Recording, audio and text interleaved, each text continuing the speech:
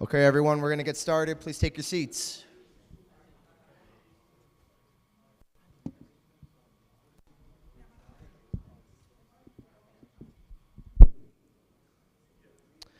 Excellent. Good evening, everyone. My name is Councilman Josh Dieguez. I'm here joined by my colleague, Luis Collazo, another council member and a great friend.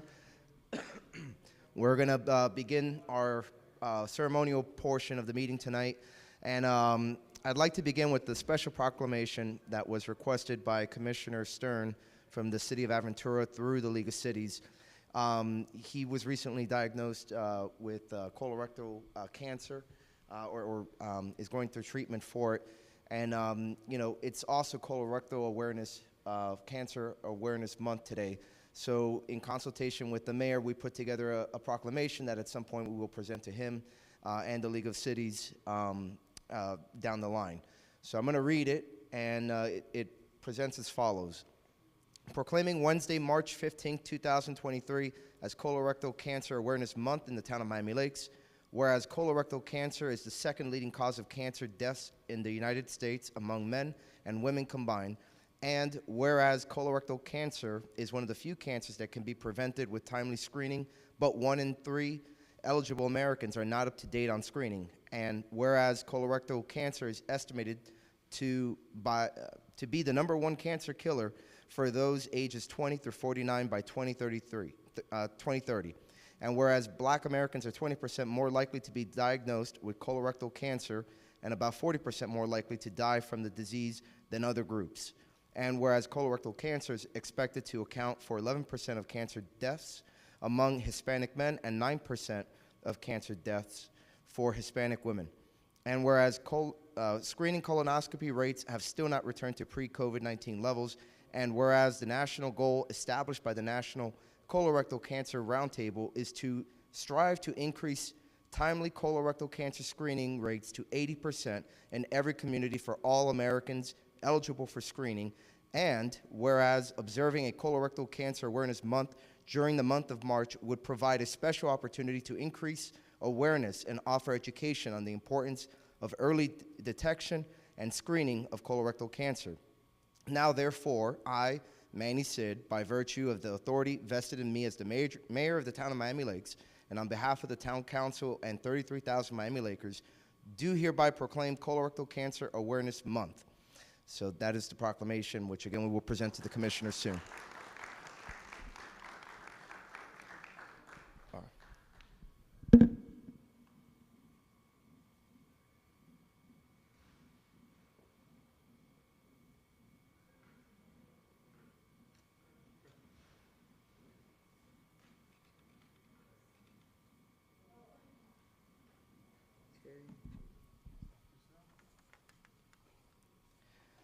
Okay, next up, we're going to honor a special group of high schoolers sitting right here. They recently won second place in a recent mock trial competition. And before we get to the students themselves, I wanted to honor their coaches, Yaneli Zamora and Jordan Rosales. Please come up.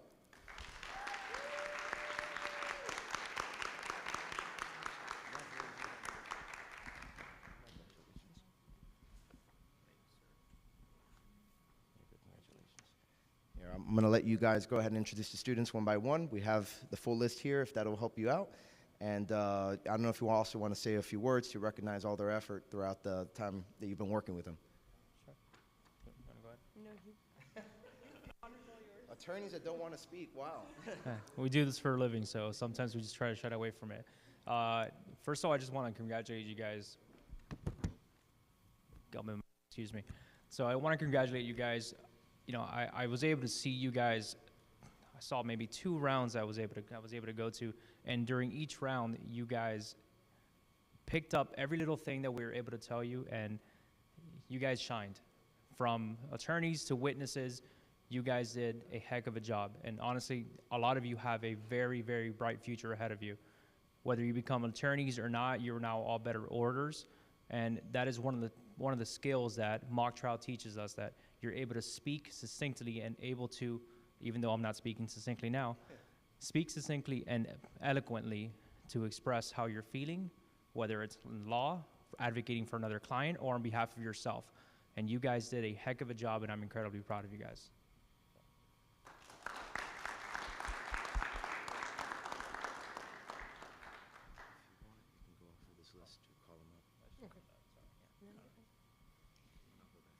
Thank you. All right, so I'm going to call everyone up one at a time for their certificates. Destiny Arias. I don't see her here. Isabella Santa.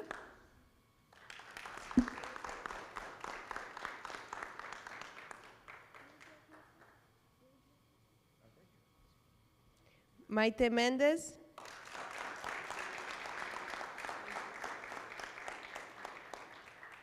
Gabriel Hubert.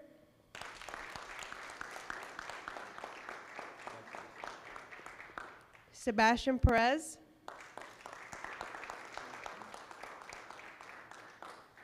Taylor Carballo.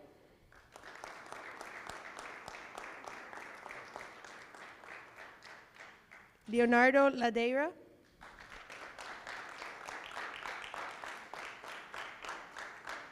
Aleli Iglesias. Maria Sabina.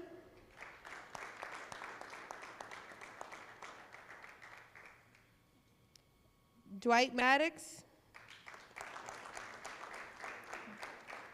Jaden Maldonado. Isabella Lozana. Yasmin Grillo. There we go. And last but not here, I believe, is Matthew Aliaga.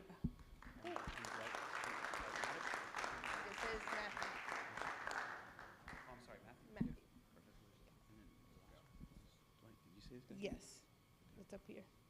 Okay.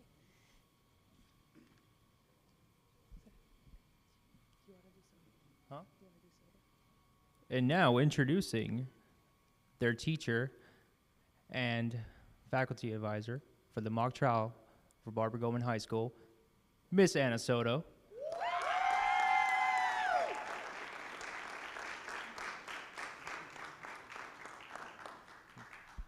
I just want to thank the town for recognizing the amazing youth that we have in our community. These kids are unbelievable. I've had some of them for 4 years now.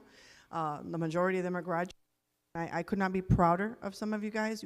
Gabriel Hubbard, by the way, got the best attorney in the competition overall. So congrats to him. I'm extremely proud of you, and I'm very thankful and grateful to these amazing attorneys who were my former students, by the way, who are now helping me today to coach the next generation. So thank you to the town. Thank you, everybody, for doing this. We really greatly appreciate it. Thank you.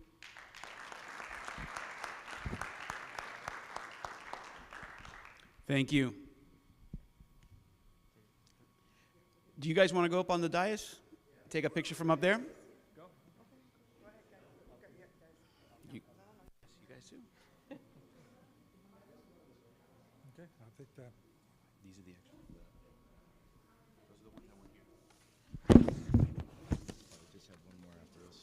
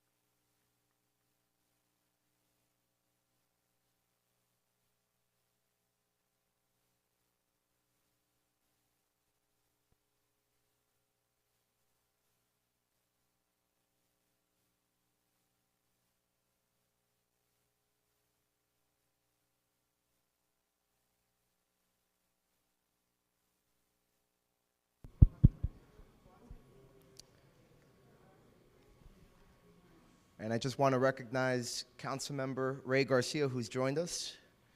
Thank you for being here, sir. And with that, last but not least, would Maritza Costa please come up and join us, as he will be presenting the Project Citizen recognition from the mayor. Thank you, Councilman. So today's my great honor on behalf of the mayor to present the certificate to my very own classmates and colleagues for their work in Project Citizen. For those who don't know, Project Citizen is a program by the Center for Civic Education, which helps young people get involved in their communities by identifying a problem, alternative policies, possible solutions, and then eventually an action plan. And HML Project Citizen has competed for several years, and most recently last year placed #1 in Miami-Dade County, #1 in Florida, and exceptional at the national competition.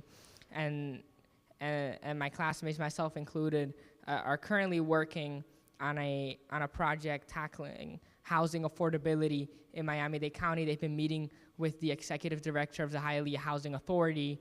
They've been consulting with experts all over the nation, speaking to local advocates about the issue. So I'll read the certificate verbatim.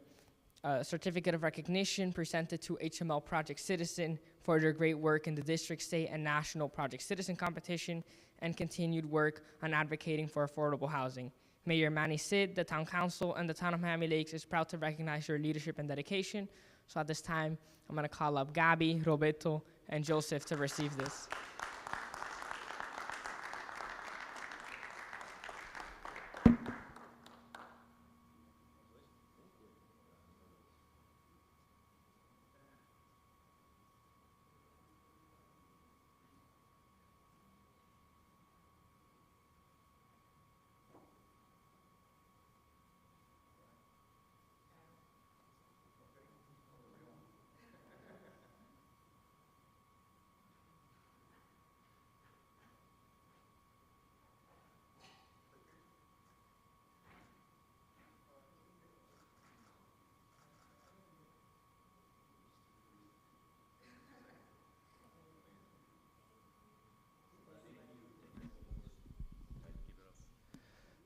And lastly, I'll recognize Councilmember Fernandez in the back, who just arrived. And with that, we're done with the special presentation portion of our meeting, and we are going to begin the council meeting.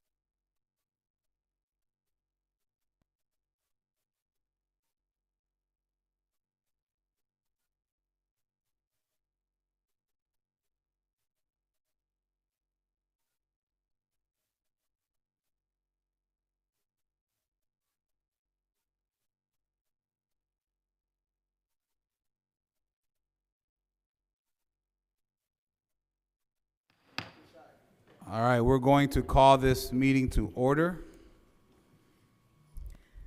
We'll Good start. evening. Good evening. Good evening. Councilmember Goyaso.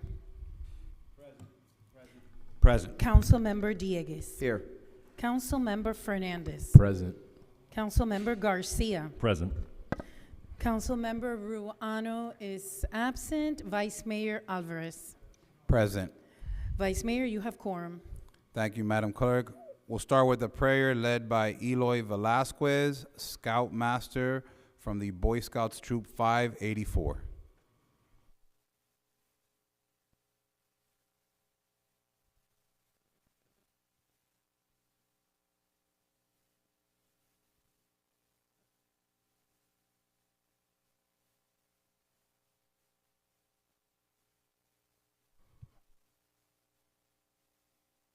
It is your custom, please remove all headwear. In the Father, Son, Holy Spirit. Our Father, who art in heaven, hallowed be thy name. Thy kingdom come, thy will be done, on earth as it is in heaven. Give us this day our daily bread, and forgive us our trespasses, as we forgive those who trespass against us. And lead us not into temptation, but deliver us from evil. Amen.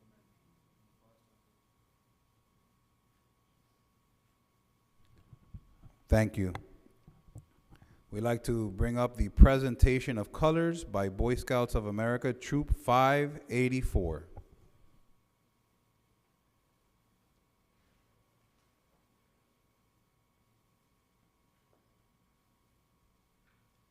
Scouts, attention!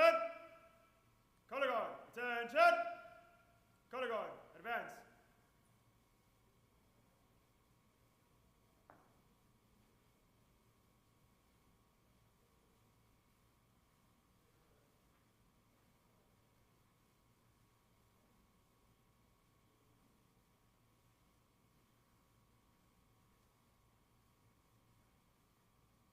Color guard, present the colors. Ladies and gentlemen, if you would join me in the Pledge of Allegiance. I pledge allegiance to the flag of the United States of America and to the republic for which it stands, one nation, under God, indivisible, with liberty and justice for all. Color guard, post the colors.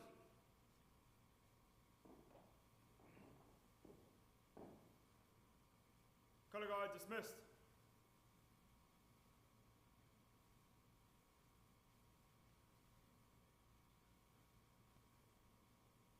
You may now be seated. Thank you.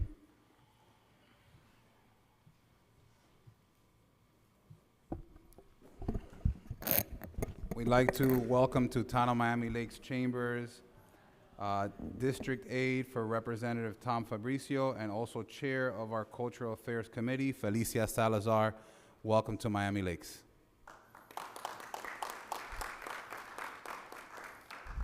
Always welcome in Miami Lakes. All the time. She designed their seal. All right, item 5, order of business, deferrals, additions, deletions at the will of the council. Mr. Vice Mayor, I'd like to remove or withdraw item 14H and move item 14E to be taken up at the same time as 11A.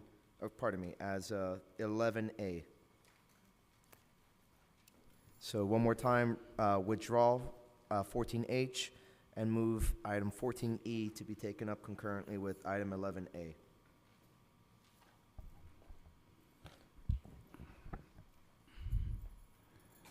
I'd like to move item 14D after item 11A. 14D is in dog.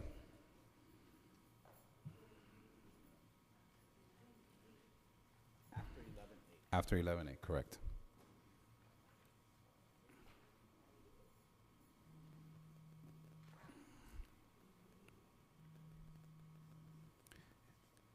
Any other additions, deletions?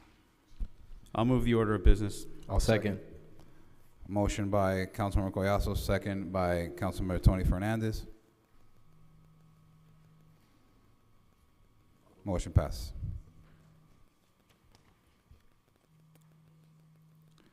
Item 6. Vice Mayor, if you allow me for 1 second. Yes, I ma'am. think we're having some difficulties with the live streaming of the meeting. We just want to make sure. Victoria went to speak to IT. Is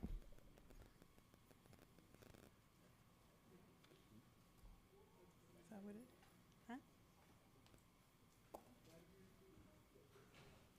No.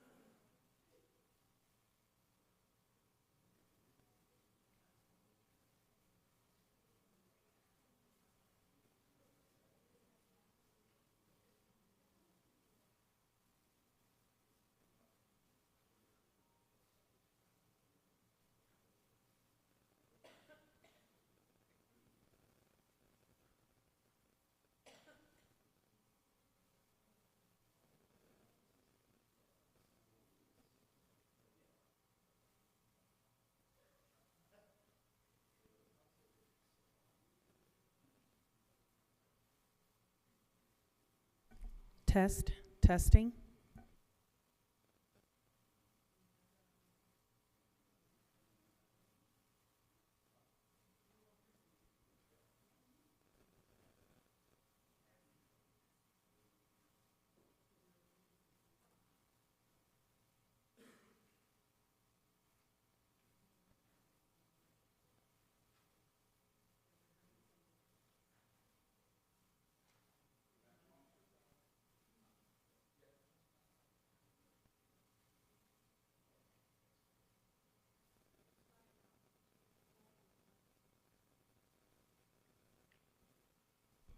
Thank you. Okay, we may proceed. Thank you. Thank you, Madam Clerk. Item 6, public comments. Any of the any members from the public wishing to speak, please come on down. Good afternoon, Mayor Sid and council members. The green light? Yeah. Okay. Good afternoon, Mayor Sid and council members. We hope all is well.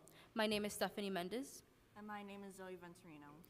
We are students at Miss Ciara's Law Studies class at Miami Lakes Middle School. For the past 3 years, students that came before us have stood here and presented their policy projects to you all. Some groups have even been successful and enacted ordinances in the town. This year, we are focusing on an issue that falls under state and not local jurisdiction. Despite this, we want to come here today to place our project on your radar and present it to you all. Our goal is to provide accessibility and clarity to restaurant inspection reports. Getting a hold and understanding restaurant inspections at this moment is not easy. For the past few months, we have been meeting with professionals and elected officials to get to the bottom of this issue. We found that many reports are hard to understand by the regular public and time-consuming to get your hands on them. We want to make inspection reports more accessible to the public. We want to propose a letter grade based system where restaurants are assigned a letter grade depending on the score they received, and they have to place the letter grade at their door or window so passerbys can see the cleanliness of a restaurant without having to read complex reports requesting it from a waiter or searching for it online. It is there for everyone to see. This method is already used in New York City, and studies have shown it has motivated restaurants to become cleaner. If any council members or members of the public wish to speak to us about our efforts, our email is students.for.safe.restaurants@gmail.com, all lowercase. Thank you for your time. We wish you a great evening. Thank you.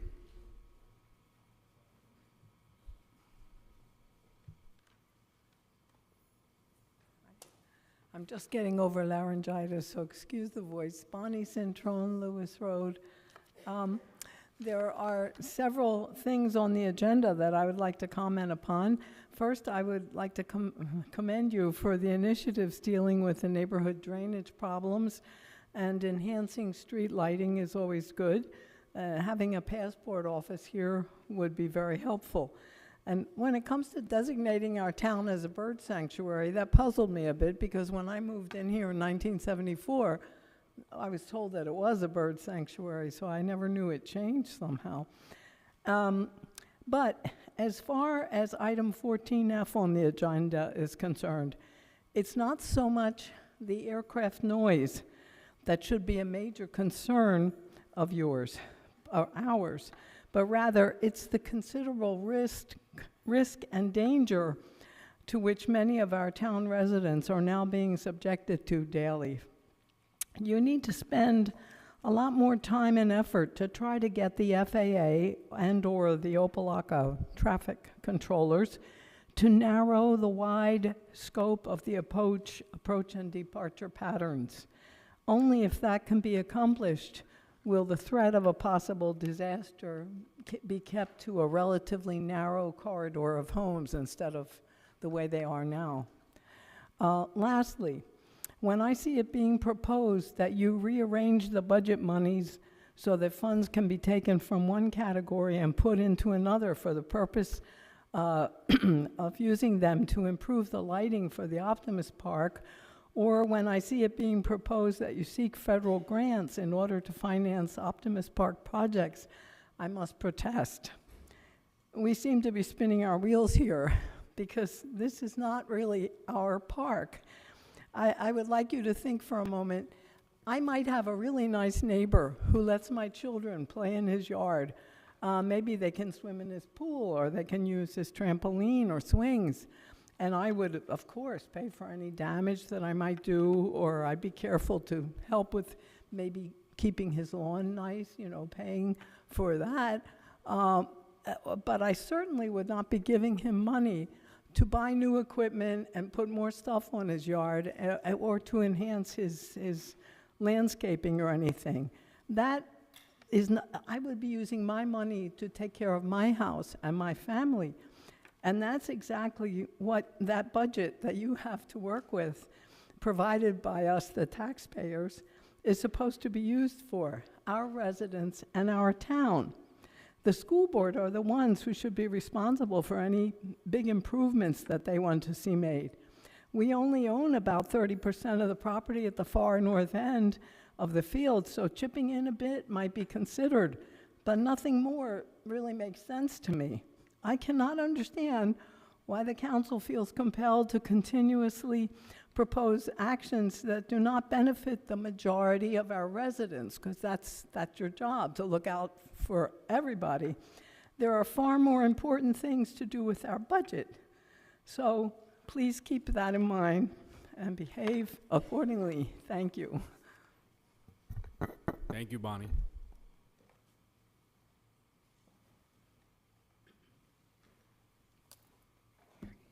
Good evening. Stephen Herzberg, 16745 Northwest 84th Court. I'm just here about an item from last February's meeting regarding open public sessions. It was an item from the town manager, and then the majority of the council approved of it, ending those sessions. I know the mayor and Councilman Garcia did not vote in favor of that. And I was disappointed to see that vote. I understand that these type of sessions sometimes are not attended well. The board I'm part of, we host events. Sometimes our attendance is down, and we had an event in December. The attendance was very poor. Thankfully, a few of the council members, especially Councilwoman Grana, posted about it, and we did get some people to show up. And we sat down in the next meeting and figured out what we need to do better, and the next event was better attended. So while I understand the town doesn't want to use resources, one of the most important things the council and the town can do is to have public engagement and keep the residents as educated as possible. So I just hope that the town or the council, working together, brings those back and figures out a way to get them better attended, whether it's virtually. I know the mayor has discussed that before, or other ways. It's just important that it just doesn't end. Even if they're poorly attended, the town should not look at it and just ending it. The town should figure out a way to get them better attended and see maybe what the town's doing wrong or what they can do better. But it's just not I don't believe it's the right way to just put it on the side. So I do hope that the town and the town staff and the council can get together and figure out how to bring those back, and potentially in an alternate forum that will be better attended, whether virtually or in person. Thank you. Thank you, Stephen.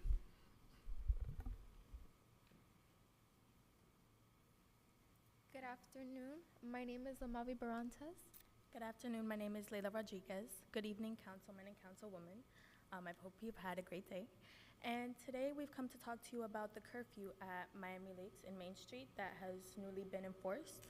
We believe that this has had an impact on the businesses, the audience that Main Street serves to, which quite frankly is mostly adolescents, and the business that it gives all of the businesses on Main Street. Financially, I think that it hurt them in a way, and it also pushed back the business, the youth, that are starting to go different places, starting to go places where they feel like they have more freedom.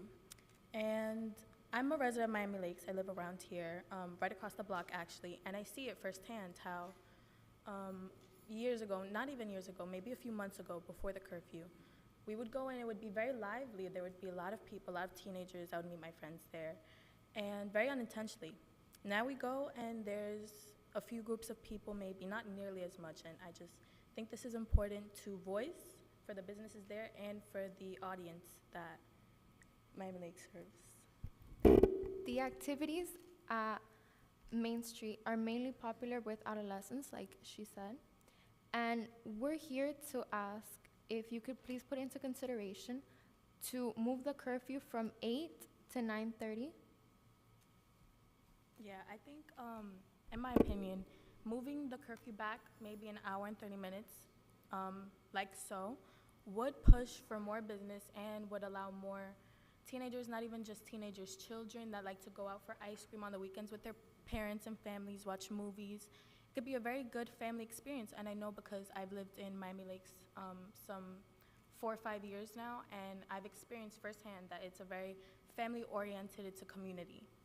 And having a spot like Main Street is important, in my opinion, and I know family, friends who feel the same way. And we both thought it would be a good idea to bring to you guys' attention. So thank you for your time. Thank you so much for your time. Thank you. Thank you for having the courage as young people to bring up an issue like that. I actually think it makes sense. So that's something we could talk to the Graham companies about from 8 to 9:30. So interesting. But thank you very much.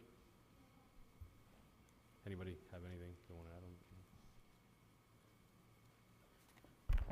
Mr. Mayor, Madam Clerk, council members, today as a formality, I just come to you guys to inform you about the event that my organization is going to be hosting at Roberto Alonso April 1st and 2nd. We're going to be hosting the first ever Miami Lakes Model UN conference. I've been in close contact with the town, especially the clerk's department, about setting up for that day and stuff like that. I just wanted to see if there was a possibility that you guys could go by at any time of the day, actually, because in essence we'll be in committee, but there's always a way of informing the students within committee about you guys as legislators. I think that it's a great opportunity, not just for the students that are participating, but for you as legislators to go out there and engage students even more civically, because it would further actually our mission as an organization. As of now, we have a couple schools in the event. We've had a couple problems with some schools in regards to application and stuff like that. But when it comes to participation, whether it's a small or big event, what matters is the presence amongst Miami Lakes students and the interest that there is for such an event. So maybe we could start with something small this year, maybe next year, increase either the amount of students or the amount of committees. As long as there's an interest for the event, I think that it's important that we further this idea of civic engagement amongst the youth in the town. I've always been very pro-civics, not because it's my favorite subject in school, but just because I think that it's important, because Mr. Mayor, council members, you guys may do a great job coming here, but a lot of people in the town, especially youth, don't even know you exist. So I think it's important for us to further that narrative and mission out there, not just for the betterment of our youth, but to further again that mission of civic engagement. And I also want to thank the clerk's department and the town staff for helping me and my organization in getting Roberto Alonso prepared for that event a day before. And with that, I want to thank you guys. Thank you. Thank you, Diane.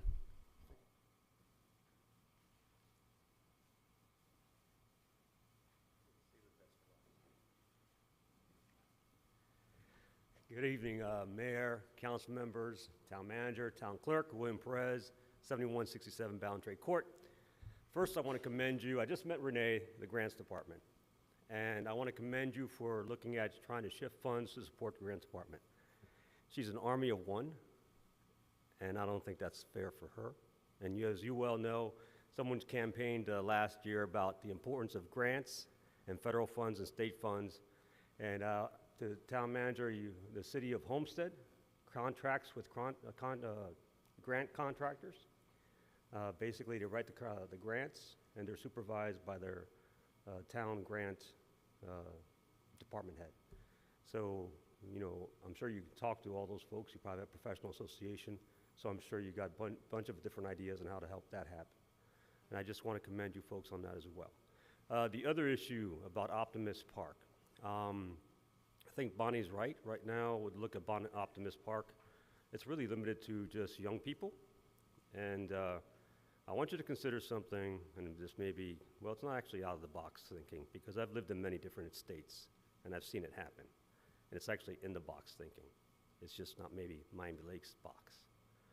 When I lived in North Carolina, we had a park and it had an aquatic fitness center. It was enclosed, it was covered, had several lanes, 25-meter pools, used by the local schools at certain hours for training their swim team, but mainly used by the elderly. We had a huge Silver Sneakers representation there.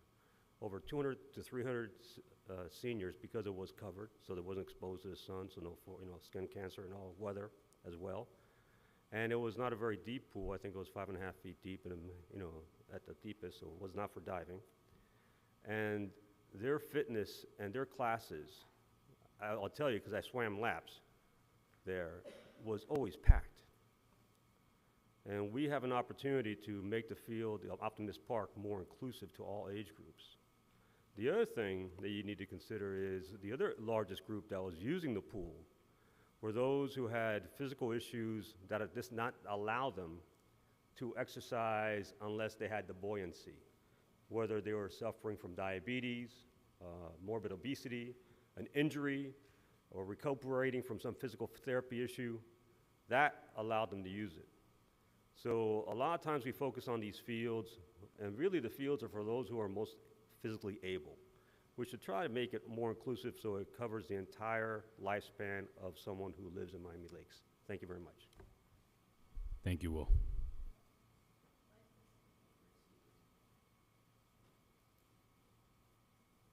Good afternoon, everybody. Helen Costa, 14341 Glencairn Road. I address all of you with the most sincerest appreciation for the time and efforts that you do on every day. I know you guys deal with difficult situations. You make the tough decisions, not easy. So on behalf of myself and my family, I thank every single one of you that are sitting up there to deal with that. I've been living in Miami Lakes. I want to say I was born and raised here, but that'd be a lie. But I've been here since I was a teenager. Then I got rebellious and left, came back. I've been, raised my child here. I have my business here on Main Street. I have a law office with my brother, Costa & Associates, but that's not why I'm here. I'm here because on the agenda today, you're going to be addressing an item to see if you'll let an organization called BNI Excellence use either Mary Collins or I think it's Roberto Alonso to hold our meetings. And just to say a little bit about that, that's an organization that's very dear to my heart. I've been a member of it, I think it's about 7 years. We're not crazy, we're just committed. We meet every Friday from 7 o'clock in the morning to 8:45. It's a business meeting. We normally share coffee and some dessert. And some, you can tell what I want, right? Breakfast, some coffee and breakfast, but most importantly, it's business owners. Currently, we are 42 members as I stand here today. About 85% of those owners either reside here, have their business here, or both. And those that don't reside here and don't have their business here literally travel here every Friday to conduct business here. Why I think it would be good is we're willing to compensate the town. And so just to give you an idea, last year alone, in the calendar year of 2022, us, I'm going to call it 40 regular, normal people, we exchanged over $3 million in business, which means that was business that came to this town amongst us. We're a great group. I invite every single one of you. if you get up early on Friday, be my guest. Be there at 7 o'clock. This Friday, we meet at Shula's in the hotel upstairs, but we're looking to see if we can actually contribute and go back to the town, and the town help us, and we'll help you. Many of our members are involved in the town. I should leave myself for last, but I'll say myself first. I'm part of the Neighborhood Service District, I think Section 1 it's called. There's various members of our group that are in the Economic Development Committee. I think there's been one in the Veterans Committee. So in other words, we're all engaged in here. So I would ask for everybody, when you talk about that item, think of it in a positive way. If there's any way I can answer any questions, most of you know how to get a hold of me. If not, let me know. Tony for sure knows, has my cell phone number logged in his thing. But other than that is, thank you again for everything, and thank you for the time to be able to speak to you guys. Thank you, Helen.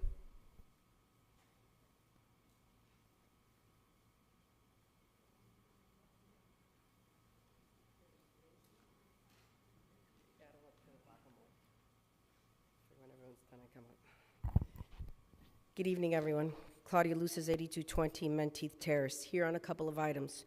First one, the issue of the, I guess, 2 hearings that have to take place for the naming of the Mirta Mendez Hold'em Accountable Podium.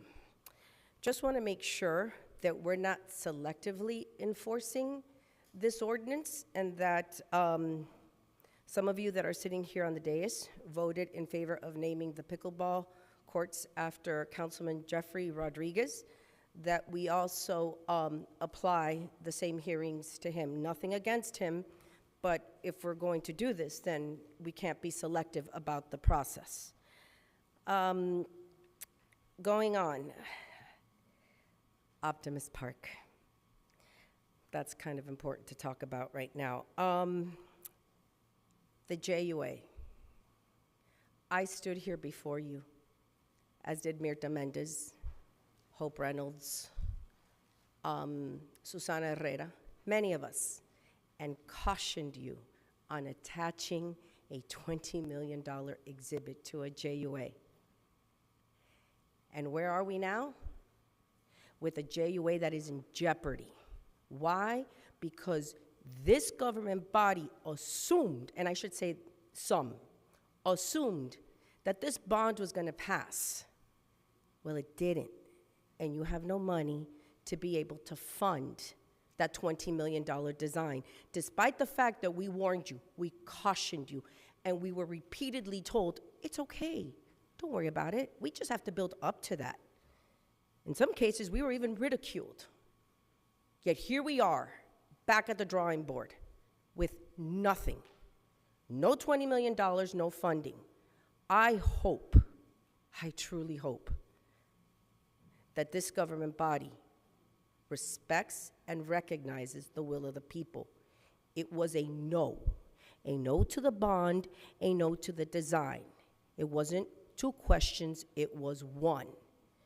You can't have the design if you don't have the bond.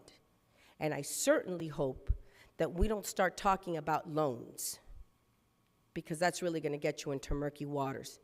Capacity, guess what? Everything has capacity. This building we're standing in has capacity. Disney has capacity. They've even shut down the parks. So maybe we can't service anybody else. Maybe we have to be okay with that. Maybe we have to say, all right. I was told that one time when one of my children wanted to participate in a taxpayer-funded program, and I was told they could not because it had reached capacity, despite the fact that those positions were filled with people from other municipalities on programs that I paid for. I caution you again, please be careful with Optimist Park. We're in one hell of a pickle right now because of that exhibit, and I just want to say, we warned you. Thank you, Claudia.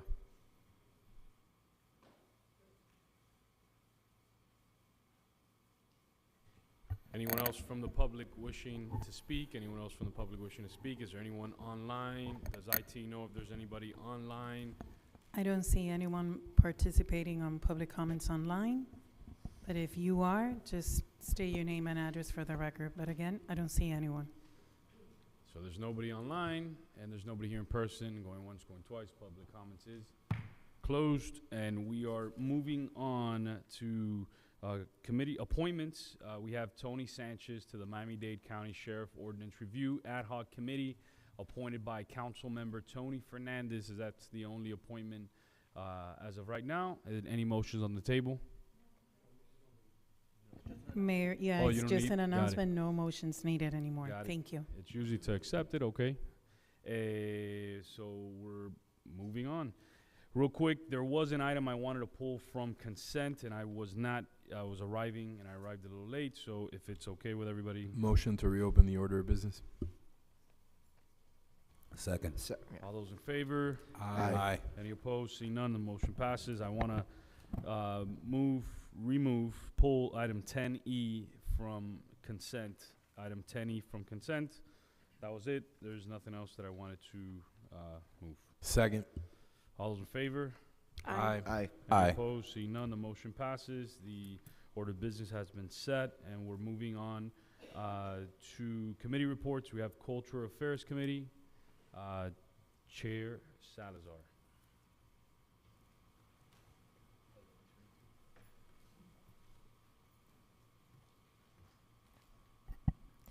Good evening, everyone. Mayor Sid, Town Council, Madam Clerk, Town Manager. I'm here on behalf of the Cultural Affairs Committee. Is in regards to reallocation of funds from one budget item to another. Do you have it in front of you? It's in transferring of $1,023.31 from the concert line to the budget line into the Hispanic Heritage Month that had a deficit. So it's just to request your approval. I'll move to approve. I'll second. Any discussion? Any discussion? Seeing none. All those in favor? Aye. Any opposed? The motion passes. Okay. In closing, I'd like to invite you to two events that are coming up. March 25th is our Women of Distinction award ceremony here at Town Chambers. And we're also working on an Earth Day exhibit. It actually is a month long. And it will be here. We're working with the National Park Service and the Everglades National Park. So I'm very excited about it. So we'll hopefully invite students to come visit our building and learn more about the Everglades. The event is called Celebrating Nature, the Everglades. It's going to be beautiful. Thank you. Thank you, Felicia. Appreciate all the work that you do and all the other members of the committee. Thank you very much. We're moving on to the next committee report. That is the Veterans Committee. Welcome back, Will.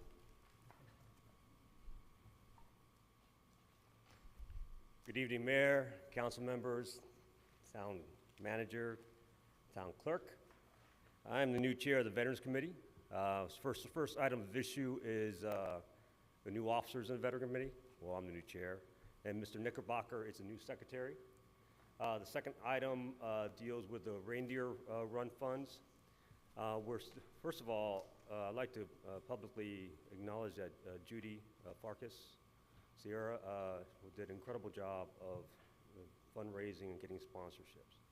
But I'd also like to acknowledge the past chair, Michael Coote, Lieutenant Colonel Coote, for his fantastic years of service as the chair of the Veterans Committee. Anyway, so we're still trying to ascertain what's the best use of those funds that will benefit the most organizations that support veterans. And once I have the details on that, obviously, it will go for your approval. The second, and I think the Veterans Story Time and Veterans Park Development Plan, what I want to talk about is what they are, why we're doing it, and hopefully how we can accomplish it. So what's Veterans Story Time? Mr. Mayor, I think you and we did that 5K, Reindeer Run 5K, and I recall quite distinctly when the national anthem came on, you and I stood around facing the music like we're supposed to, but everybody else was taking selfies and just whatever they were doing. And I got pretty upset, but then I thought to myself, you know what, it's probably not their fault. They're just not taught. They're just not taught about civics and patriotism anymore. Back in my era, Councilman Dieguez, back in my era when I was a young man in elementary school, pretty much every single teacher was either a veteran of World War II and Korean War, or they were married to a veteran of World War II and Korean War. And so patriotism and civics was taught every time we had Flag Day, every time we had, Arbor Day, all the time, July 4th, etc. We've lost that.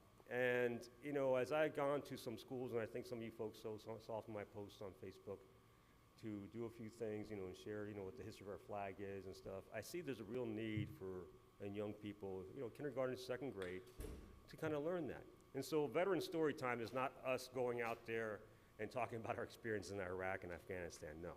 Veteran story time is basically us reading a children's book, one that's approved by the school, basically where there's teamwork and they overcome some challenge and they have some resiliency. And then we'll talk about some aspect of, patriotism. Maybe we'll teach them something in regards to, what's the national anthem, the actual national anthem, or history of the Army, or history of the Navy, or history of the Air Force, all those kind of things that were commonly taught when I was in grade school. What am I asking for the board?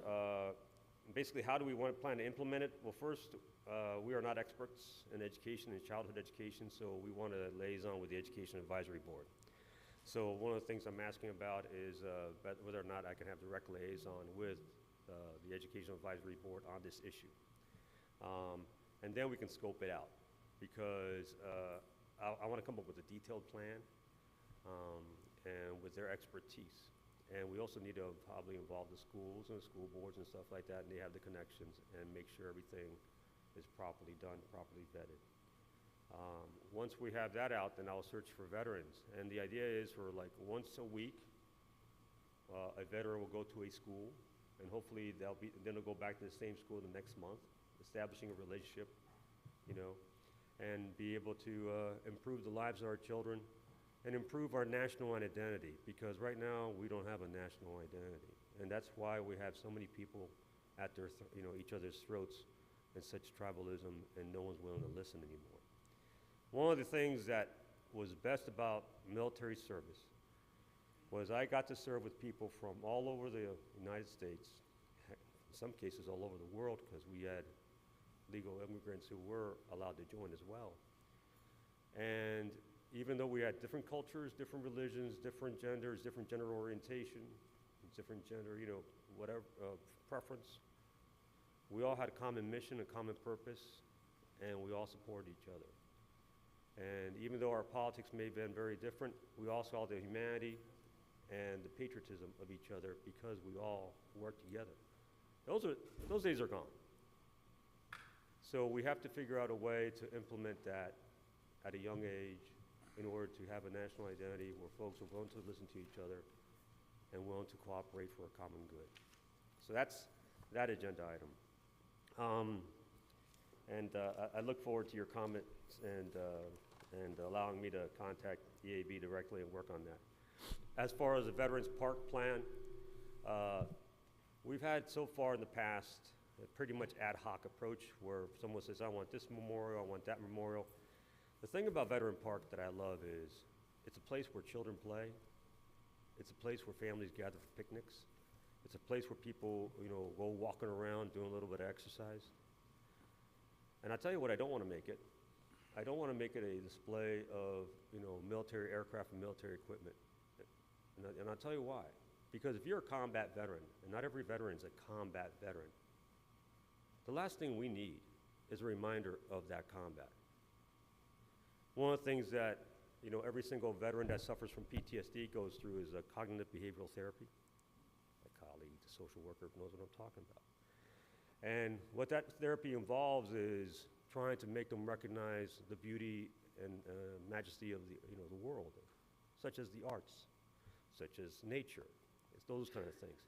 To get that service member to stop ruminating about those thoughts, that keeps them up at night, or her up at night. I want to encourage that in our park. I want to help develop it into an art space I want to develop it into a place where children play. That way it becomes a place for veterans to go to enjoy the arts, to forget those memories they need to forget, and learn and have new memories come in that helps them deal with what they went through. So what am I asking there? Basically, I'm asking whether I can have direct liaison authority with the Parks and Recreation Department so we can make recommendations and assist. It's your park, it's their park. All we do is recommend and assist. And that's all I'm asking for that. Anyway, that's all I have. If there are any questions, basically all I'm asking is if I have the authority to directly liaison with the EAB and request to be able to directly liaison with Parks and Recreation.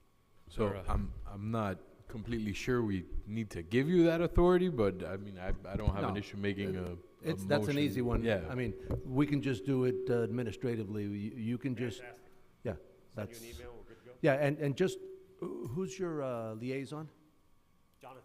Jonathan. Talk to Jonathan. He can help you and give you advice on how committees do that all the time between you and the Education Advisory Board. Committees partner on different events and different projects and different programs, so he can give you advice. We just got to be careful. The only pitfall there may be violating sunshine. So just make sure that anything is done in the right way, and Jonathan can give you advice on how to make that happen. Thank you very And much. as far as liaison with the parks, you know, you're one of the committees. So through Claricel, through Jonathan and Claricel, we have Jeremy right here. That's all. You can have that He's conversation. probably really happy to know I'm going to be Yeah. bothering him. All right, thank you very much. Yeah. Before you go, Mr. Chairman, a few things. First, I want to commend your predecessor, Mr. Coote, for his leadership of the committee. I look forward to what your tenure will bring as the new chair. One word of advice I would suggest moving forward with respect to the reindeer run, that I know town staff had proposed it before, and I think would behoove the committee to take them up on that, which is to start planning now for an organization that the funds will be raised for, so we're not in this position of we're figuring it out after the fact. And I think that would actually help with finding more sponsors and as well as attracting more interest if it's tied already to a cause that's more concrete. And again, it just saves you this issue of trying to figure out what to do with the money later if you figure that out up front. And of course, nothing stops you from alternating from year to year, but I do think that would be helpful. No, that's fantastic advice, and I'll tell you, Councilman Dieguez, one of the things we did was, one of the lessons learned was we needed to form the subcommittee in March, and we did. So, start early, and that way we can get a lot of those details down early. I think last year we started way late. I want to say August sometime, or July. And so we started already. The subcommittee has been stood up. Judy has graciously volunteered to be the chair again, and we will get those things sorted out. But you're absolutely correct. Perfect. And definitely to the point that the manager was making is I encourage you to get together with your fellow advisory boards, to look for ways to coordinate. Sunshine applies to people within your own board, as the attorneys will tell you, but there's nothing that stops you from contacting the other chairs, directly, since you're not on the same board. But, of course, it would be helpful to also include staff on there just so that they can help facilitate whatever meetings you may need to have, or, provide notice in case your other members want to participate. But definitely, I encourage you to partner up with your sister committees and see where you can have some synergy. So thank you very much. Appreciate it. Yes, sir. And I appreciate the running joke that we have from the elections about your era, my era. That's never going to die. Anytime I have a chance to bring it up, I'm bringing it up. Chairman, thank you so much, and I want to echo the remarks on Chairman Coote, who did an amazing job, and I know you have some big shoes to fill, but there's mutual respect, and I know you'll do a great job there as well. With regards to partnering with the chairs, I know you just got into the role, but there should be quarterly chair meetings where everybody coalesces, all the chairs come together, coalesce, brainstorm opportunities to maybe synergize on some events. So I think that's an opportunity that you're going to have naturally with being a committee chair. You're going to get exposed to that, and that's a great opportunity to bring the ideas to the table where you can partner with them. And the second thing, I couldn't agree with you more about your comments about respecting our flag and our country, and how that's kind of gone away by the wayside. I can tell you so much so that the coaches that I coach with at Optimist Park, we hang a flag up at every game, and before every game, a cappella, We line the kids up on the first baseline and third baseline, and they sing. I would love to have you or a representative from your committee come out and lead us in one of those songs and maybe educate the kids on why it's important to do that. We do that. It's happened kind of just naturally at the park. A lot of the coaches agreed to it before a game, and it's a great opportunity where you're not going to be met with any bureaucratic red tape. I mean, it's something that you can just go out there. It's a public park, talk to the coaches, and I'd love to welcome you to one of our team games to lead us in So that. you tell me when and where, and I'll throw on my dress blues and I'll be there. Excellent, excellent. Yep, you got it. I'll let you know. All right, thank you very much, Thank you. ladies and gentlemen. Appreciate it. Thank you, Chairman. Congrats, and thank you for all you do and all the members of the committee. Appreciate you. Moving on to the introduction of our new Public Works engineer.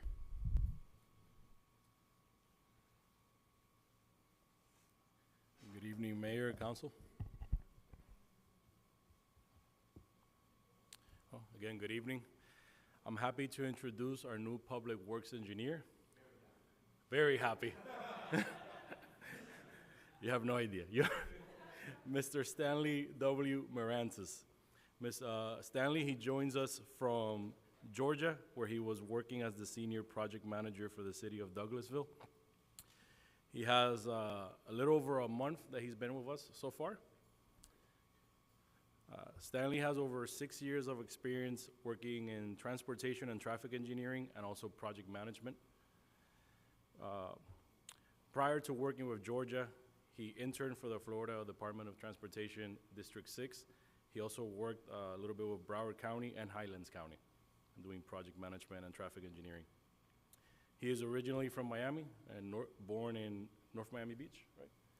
And he graduated from North Miami Beach High School. He also received his bachelor's and master's in civil engineering from FAU, Florida Atlantic University. So with that all,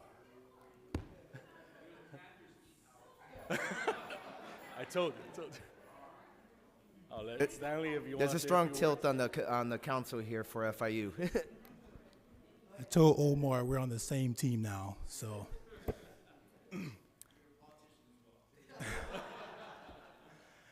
Good evening, Mayor and Council. I'm going to try to bring the mic up some.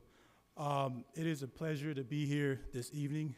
I want to first start off by thanking Ed, Tony, Melissa, Omar, and Susanna for the opportunity that they've given me to serve you guys. I would like to say that as a public servant, I'm here to serve you guys.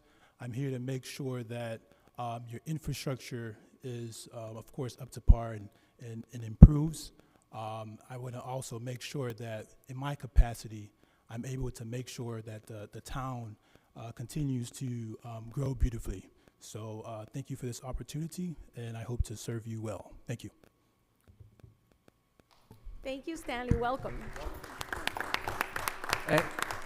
And Mayor, something that'll be music to your ears. He's an athlete, so when we do the basketball games against Doral or Hialeah or whatever, we got another Sounds player. good. All right, all day.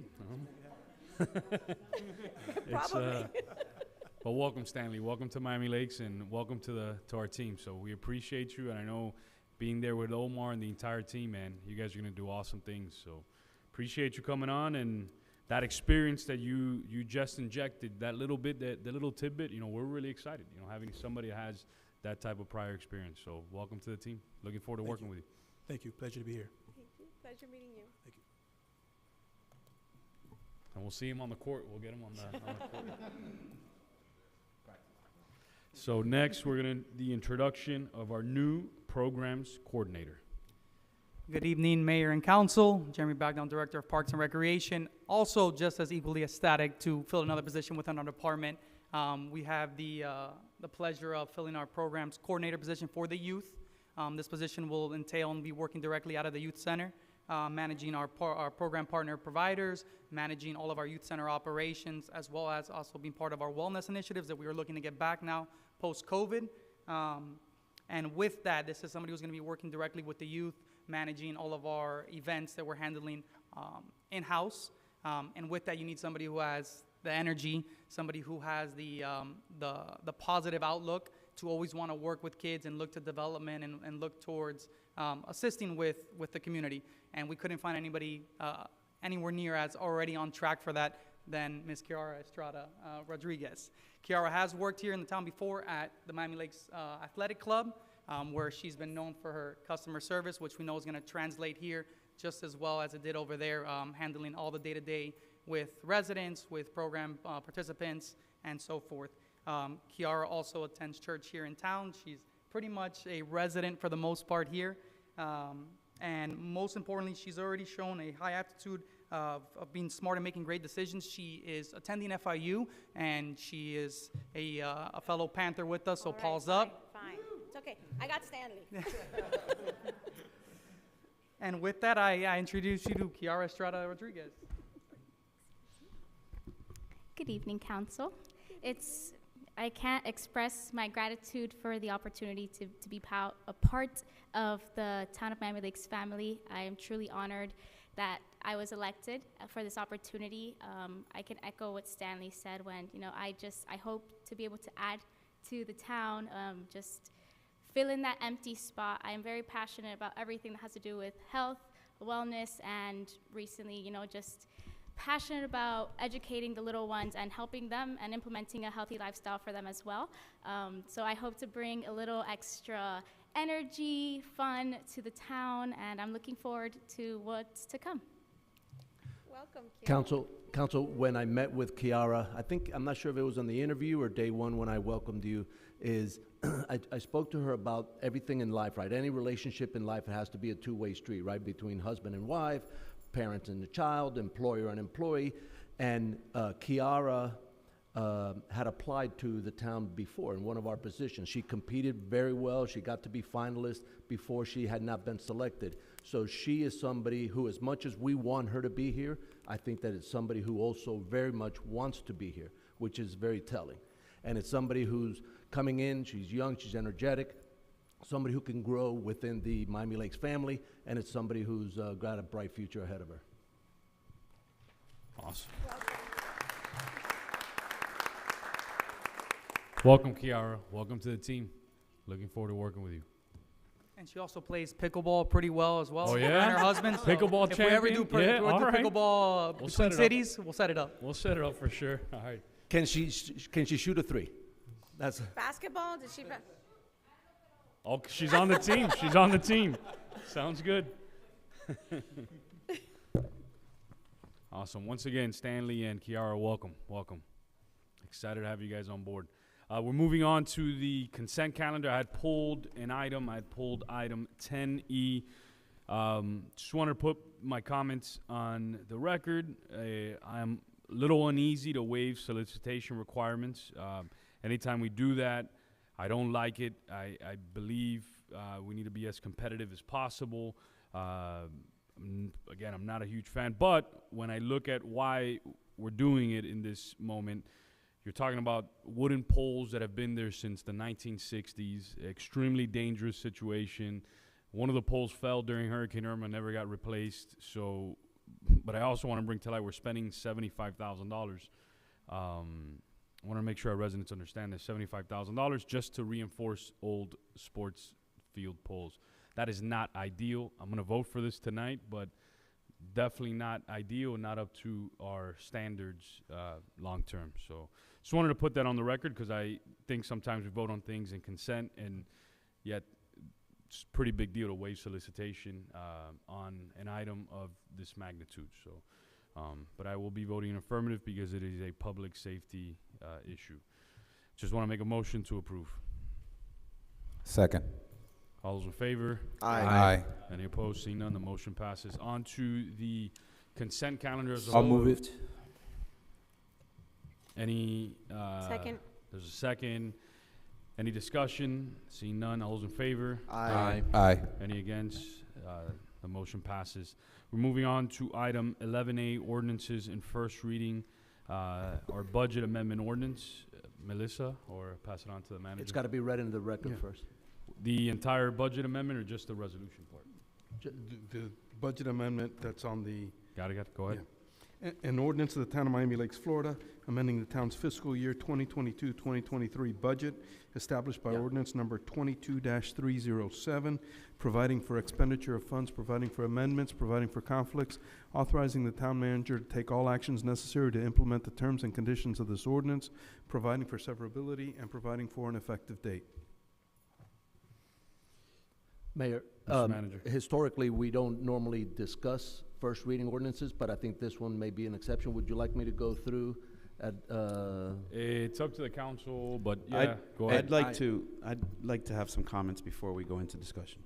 Okay, so let the manager have an explanation. We'll need a motion in a second, then we'll get into discussion, and I'll pass it over to Councilman Collazo first. Mr. Manager, before you do, I think, especially when we get to the portion of the carry forward and the different priorities that we've already discussed, including or not including, I think we might be best served having a workshop just on those items, because if not, I think it might turn into a long, protracted conversation tonight. I'd rather, now that we have it in front of us, I'd want to have a workshop between now and the next council meeting. Yeah, I agree. I think it may be valuable to just walk you through the Reader's Digest version of the highlights, and then if you choose to have a workshop on some of the other decisions points that you may have, then I think that would be valuable, and then that way it'll be ready to go for second reading.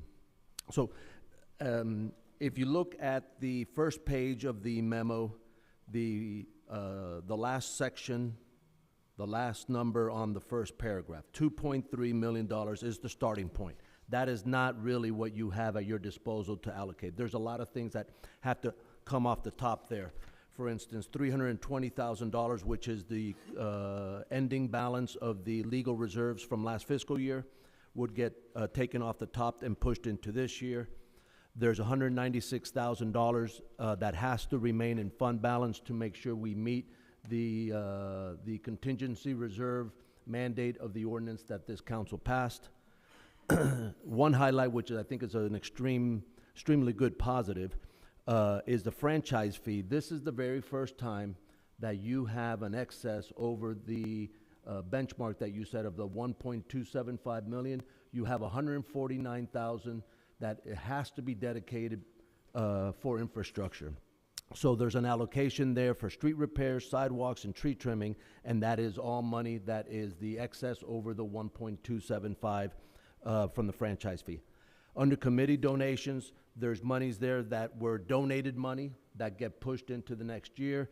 The lion's share of that is the money that is in the Special Needs Advisory Board, and I know that they're working hard to come up with programming and projects to make sure that that money is properly allocated and spent. There are 3 projects that were started in last fiscal year that are still in progress. They're going to be finished hopefully this fiscal year. One is the new town website, one is the Parks Reservation software, and one is the street lighting project that was approved by this council. That was still a work in progress, and that monies from those projects get pushed into this year. There's some miscellaneous items like the increase in the litter contract increase, some professional services that dealt with the advice that we received in developing the question for the bond that cannot be paid from the capital line. It's a small amount, it's only $14,000, but it can't be paid from the MLOP capital line. The extension of the federal lobbyist. As you know, the federal lobbyist did a great job in getting us the $3 million for 59th Avenue. Now this council is pitching a new earmark for the next fiscal year for $6 million for MLOP. It's important and it's imperative that we keep the federal lobbyist on board, who's done a great job so far. And then there's also the line of credit. The line of credit that this council approved as our safety net for any impacts, financial impacts from hurricane recovery. That line of credit expired. It expired a couple months ago. We did not renew it right away because it didn't make sense because we're in the winter non-hurricane months. We plan to get it started June the 1st. There's some issuance costs that we need to cover on the front side, and they're similar to the monies that were spent when we initially took out the first round of line of credit, and that's required here. So at the end there, after all those things that I just outlined, you have a balance, which is $1.352 million. Our recommendation in this item is to put that money into the Miami Lakes Optimus Park capital line. For whatever ultimate decision this council makes, that money will be earmarked for the MLOP capital fund. Now, on the next page, page 162 of your agenda, throughout the last 6 to 7 months, the council, from different discussions, have said, hey, we'll consider this for the carry forward. Hey, we'll consider that for the carry forward. There's a handful of projects, actually more than a handful. On this list, you have 15 items that at one point or another has been a discussion by this council about possibly considering it with carry forward money. The one thing that I do want to highlight is that any project from this list that you elect to fund is money that would come off the allocation that's being earmarked for Miami Lakes Optimus Park. Doesn't mean that it's good or bad, but that's a reality. So the money that any monies that you earmark from this list would come off of the amount that you're putting towards Miami Lakes Optimus Park. So I believe that Councilmember Fernandez, I don't want to speak for you, but I believe that's the discussion you want to have about possibly considering one of the items on this list to be funded in lieu of one of the other things that's on the total amount that I'm recommending for Miami Lakes Optimus Park. So that's the end of the discussion with general fund. The rest of the amendment is basically balances from last fiscal year. At the end of last fiscal year, there's not a lot of decision points there. It's like the special revenue funds, the building fund, capital funds, et cetera, which is just essentially pushing all those balances into this fiscal year so we can continue those projects. And Mayor, that's it. Is there a motion and a second to start discussion and to move this? I'll move it. I'll second. Councilman Collazo. Great. No, my point before Councilman Fernandez jumped in was exactly that. Just to suggest a workshop. We've done them in the past. They tend to come out already in a final product form that we've already beat up pretty much. So that was going to be my only comment. The other thing is I don't see certain items on here that have been discussed, and I know I brought them up during my discussion with the manager. I would like to see those on that list as well. Like we talked about wiping out the speed bump list. I know there's some deferred maintenance items from Optimus Park that we discussed. I'd like to see a more comprehensive list just to make sure that nothing gets omitted. Okay, what I would ask, and that when we developed this list, I believe I sent it to everybody and seeking that kind of feedback to say anything that we may be missing, please send it to me and we'll include it. But if there is anything from this specific list, now that you see it here in black and white, that you think may be missing, send it to me. And if there's, like, for instance, the speed bumps, the reason the speed bumps are not on here is because we're still putting the final touches on the agreement with Miami-Dade County to how the installation will go. So it seemed to be a little premature to put it on this specific list, but we can include it if that's right. If we don't earmark it, it's not going to get done till next calendar year, and then the residents that saw the item maybe move forward, say, I thought this was going to be wiped out. It's not going to be wiped out, and then we're tap dancing around an issue. So I appreciate it. If I failed to do some due diligence on something that you send out, I apologize. Maybe I didn't get back to it, but I did bring up, again, 2 or 3 points during my council briefing, and they mostly revolved around deferred maintenance items of Optimus Park specifically, but if there's any deferred maintenance that we haven't done in a park and that we can include it as part of this budget, I'd like to see it from staff. Yeah, then the speed humps. The one item with the regard to deferred maintenance on the MLOP park, that one field that you highlighted, I did speak with our parks director, and we have the capacity within our own budget to cover that maintenance on that one field that you had concerns about. So we should not have to address it with this money. We should have the capacity within our own budget to cover that. And there was, and again, I don't want to catch anybody blindside. I just want the list to be comprehensive. There was also some things that they talked about. So if the park staff can maybe reach out to that organization, because they seem to be talking about some items as well. Who's that? The Optimus? Chris McCall. Okay. Chris McCall, I spoke to him sidebar, and he said, yeah, there's a few things that maybe we can address.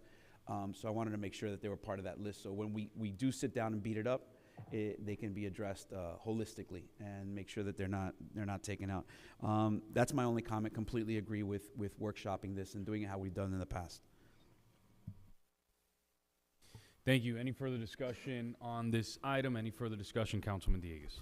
Thank you, Mr. Mayor. And I know through the chair to the manager, we had discussed that some of these items, you have the total cost here, but they could be implemented in phases as well, correct? Yeah, I'm glad you brought that up. There are some of these, it's either all or nothing, just by the nature of what it is. Some of them can be done in phases.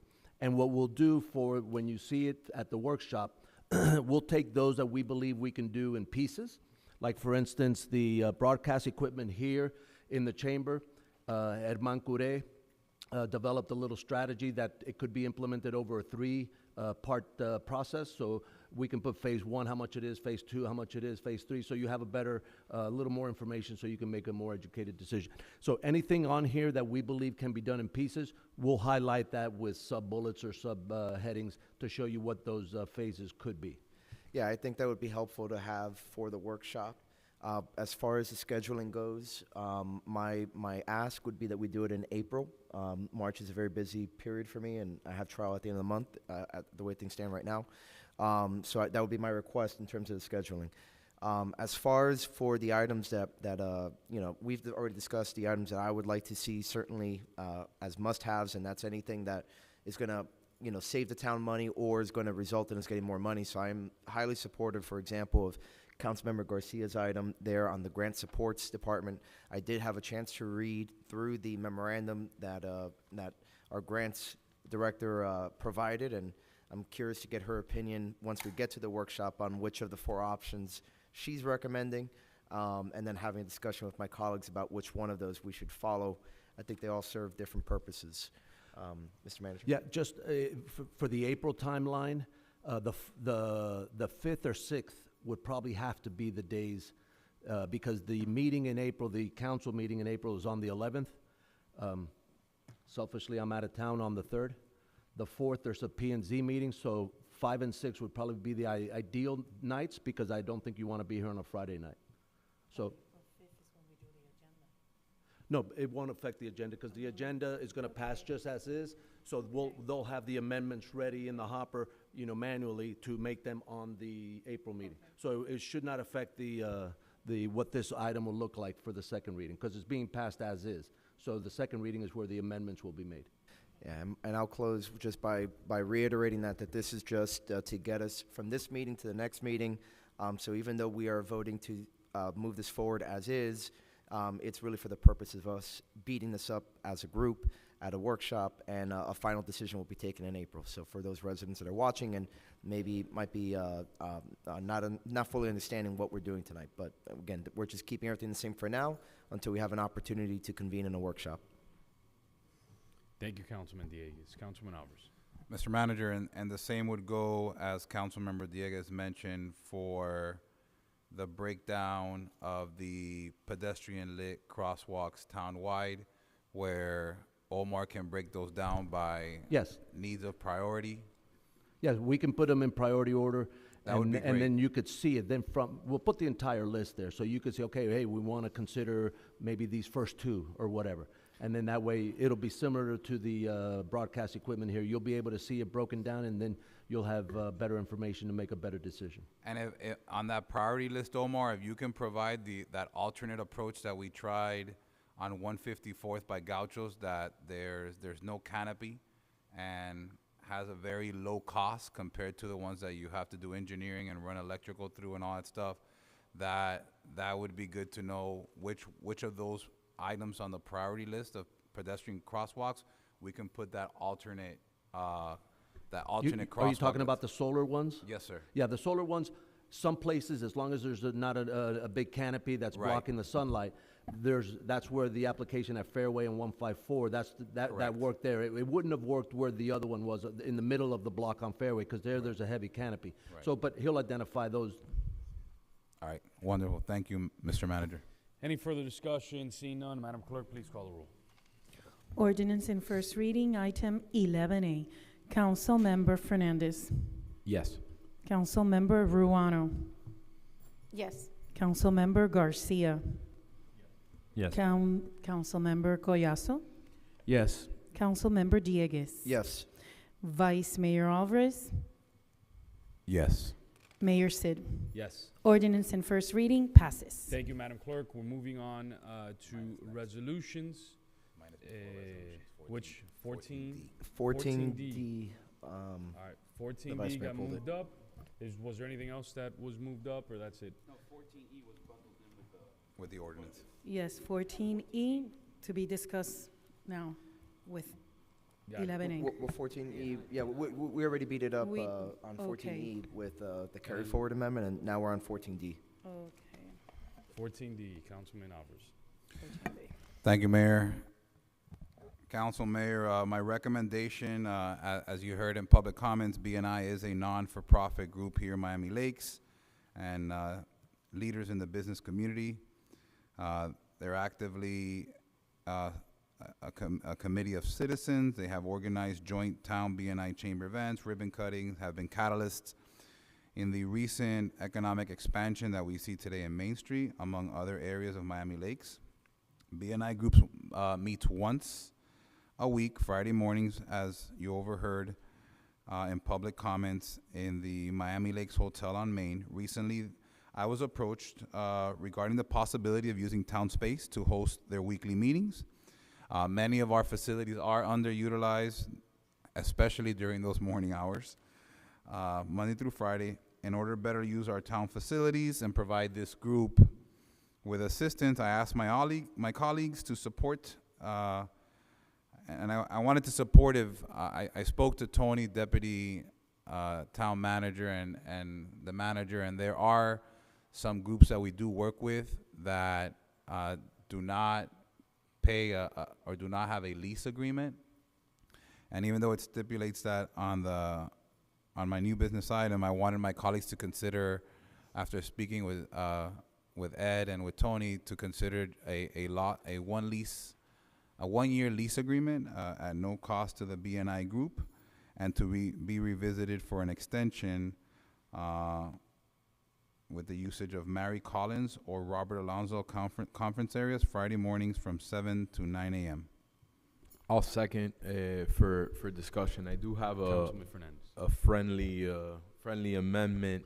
So in my briefing with the manager, there may be parts of the year, like during the summer, where either Roberto Alonso or Mary Collins are used by summer camp during those hours. So my suggestion would be to offer them council chambers instead of Robert Alonso or Mary Collins, and that also I think Yeah, would. if you allow us the latitude, Jeremy, who really has control over most of our facilities, at least the ones away from Town Hall, give us an opportunity to work with the group, see what their demands are, see what the frequency is, see if there are months that are off, and see if there is a conflict or not. If there is not a conflict, then we'll find the right space for them and make sure we accommodate them, because I know for sure at Mary Collins there's no summer camp. At least historically there's been no summer camp. So if you give us the latitude to work with them, we'll find them the right space that works for them based on the time and the day of the week that they need it. Right, so then my friendly amendment would be at whatever town facility, town administration deems most appropriate. No. Second that. No. The second discussion on the amendment, seeing none, all those in favor? Aye. Any Aye. opposed? Aye. The motion passes. We are on to the main motion as amended. Any further discussion on the main motion as amended? Any further discussion? Seeing I have none? one item. Yes, Councilman Cuellar. Thank you, Mayor. The BNI group completely support what you're doing, and I think, I completely agree with the lease. They meet really, really early. And I don't know, do we have staff at parks available at 6:30? Those are all the things, those are all the details that we'll work out with them. Okay. Yeah, we'll find a way to make it happen. Yeah, and that's the one thing. I didn't want us to kind of we're giving them free rental use, right? Or at least a lease that we're trying to work with the group. I didn't want us to start incurring maybe overtime costs associated with it. I'm So I sure just we'll wanted to be make able sure to that find it a was. way to make sure that we find a facility that meets their needs and doesn't we have adequate overwhelm our staffing. staff or our Correct. facilities, or it conflicts with already an existing program or anything. We'll find the right Okay, spot. perfect. Thank you. And Councilman Collazo, the other reason that I was kind of leaning toward town hall is some of the other facilities require that, tables and chairs be set up and torn down, and here the chairs are always kind of set up. So Well, that's kind of the stream of thought, right? We're trying to do a right thing. The organization is something that we value and we believe in. I just didn't want to create, now we have overtime costs and people coming in at 6:30 in the morning to set up when maybe their regular report time is 8 o'clock, and we start incurring an overtime dip. So I just wanted to make sure that was part of the conversation, and I'm completely satisfied with the manager's response. On the main motion as amended, seeing no further discussion, all those in favor? Aye. Any opposed? The motion passes. We're on to the next item, 13A. Any motions on 13A? I'll move the item. I'll second it. In discussion, I just have one question for clarification to our attorney. Mayor, it's a public hearing, so at some point you have to open it up. That's why it's on your agenda again. Because for of the naming resolutions? rights ordinance, it has to be at a public hearing. So that's it. Okay, public hearing. Anybody from the public wishing to speak? Anybody from the public wishing to speak? Seeing none, public hearing is closed.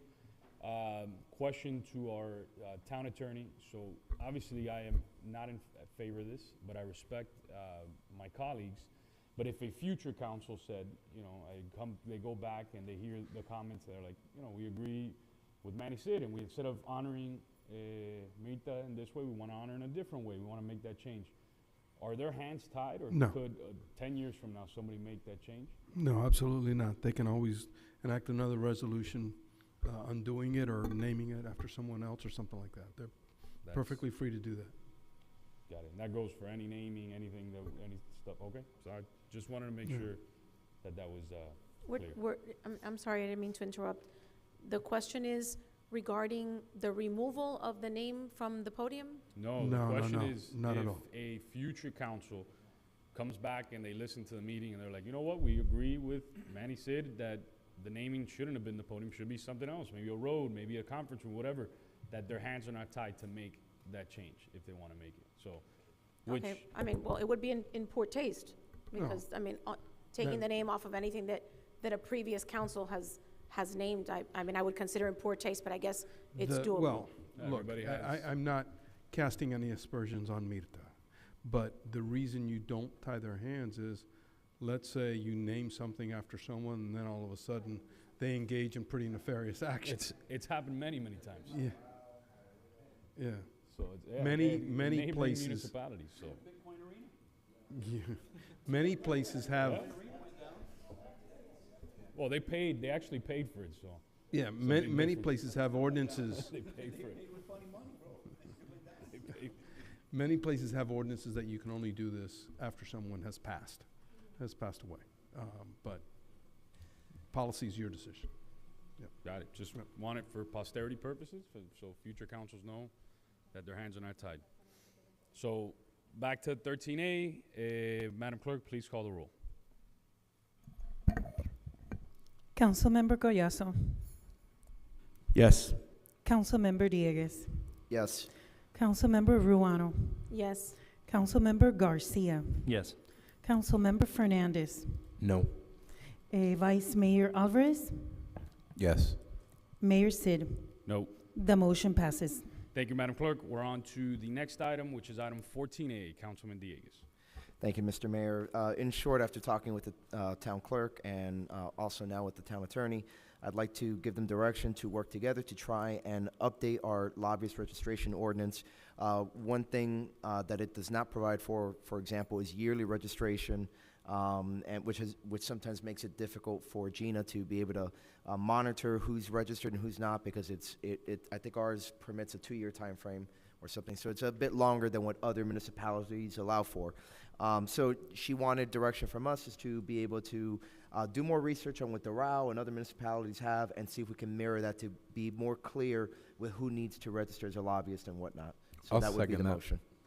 So for discussion, the only thing that if there's sufficient direction, the only thing I want to ensure that we see is that our town clerk does an inventory check as to how much in hard dollars does it cost her to register a lobbyist, because I believe our registration fee is $500.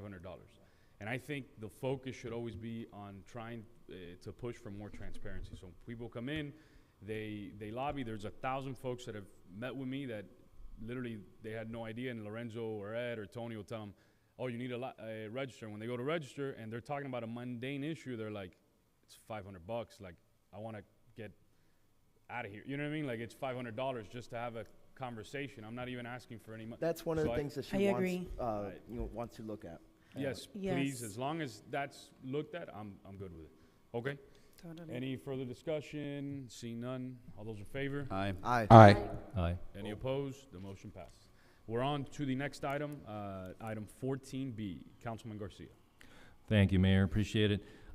This is an idea that a couple of the Mario from the Education Advisory Board brought up to encourage alternative forms of mobility. I know we were speaking about educating as far as the golf cart issue and the safety issue. Councilman Ruano, I know you had a concern with that. And this is an idea he brought up to encourage the different committees to get together to organize a golf cart culinary tour, along with to be able to showcase not only new restaurants that are, by the way, blowing up in the town, but also use it to encourage registration and safety, educating safety about, wearing the seatbelts, young people riding when they're not supposed to, the time that they're not supposed to. I know that we're worried about, their safety. So this would do two things. It would get all the committees together. It would encourage people to register. And I know a lot of people have talked to me that they're investing thousands of dollars in golf carts. And these things are not inexpensive, especially to have them street legal. I think we would use this as a way of taking cars off the road, educating, and raising public awareness for safety. So I'm proposing to work with the staff and the different liaisons to see if we can get that, part of one of the things we do yearly here in town. I'll second the motion.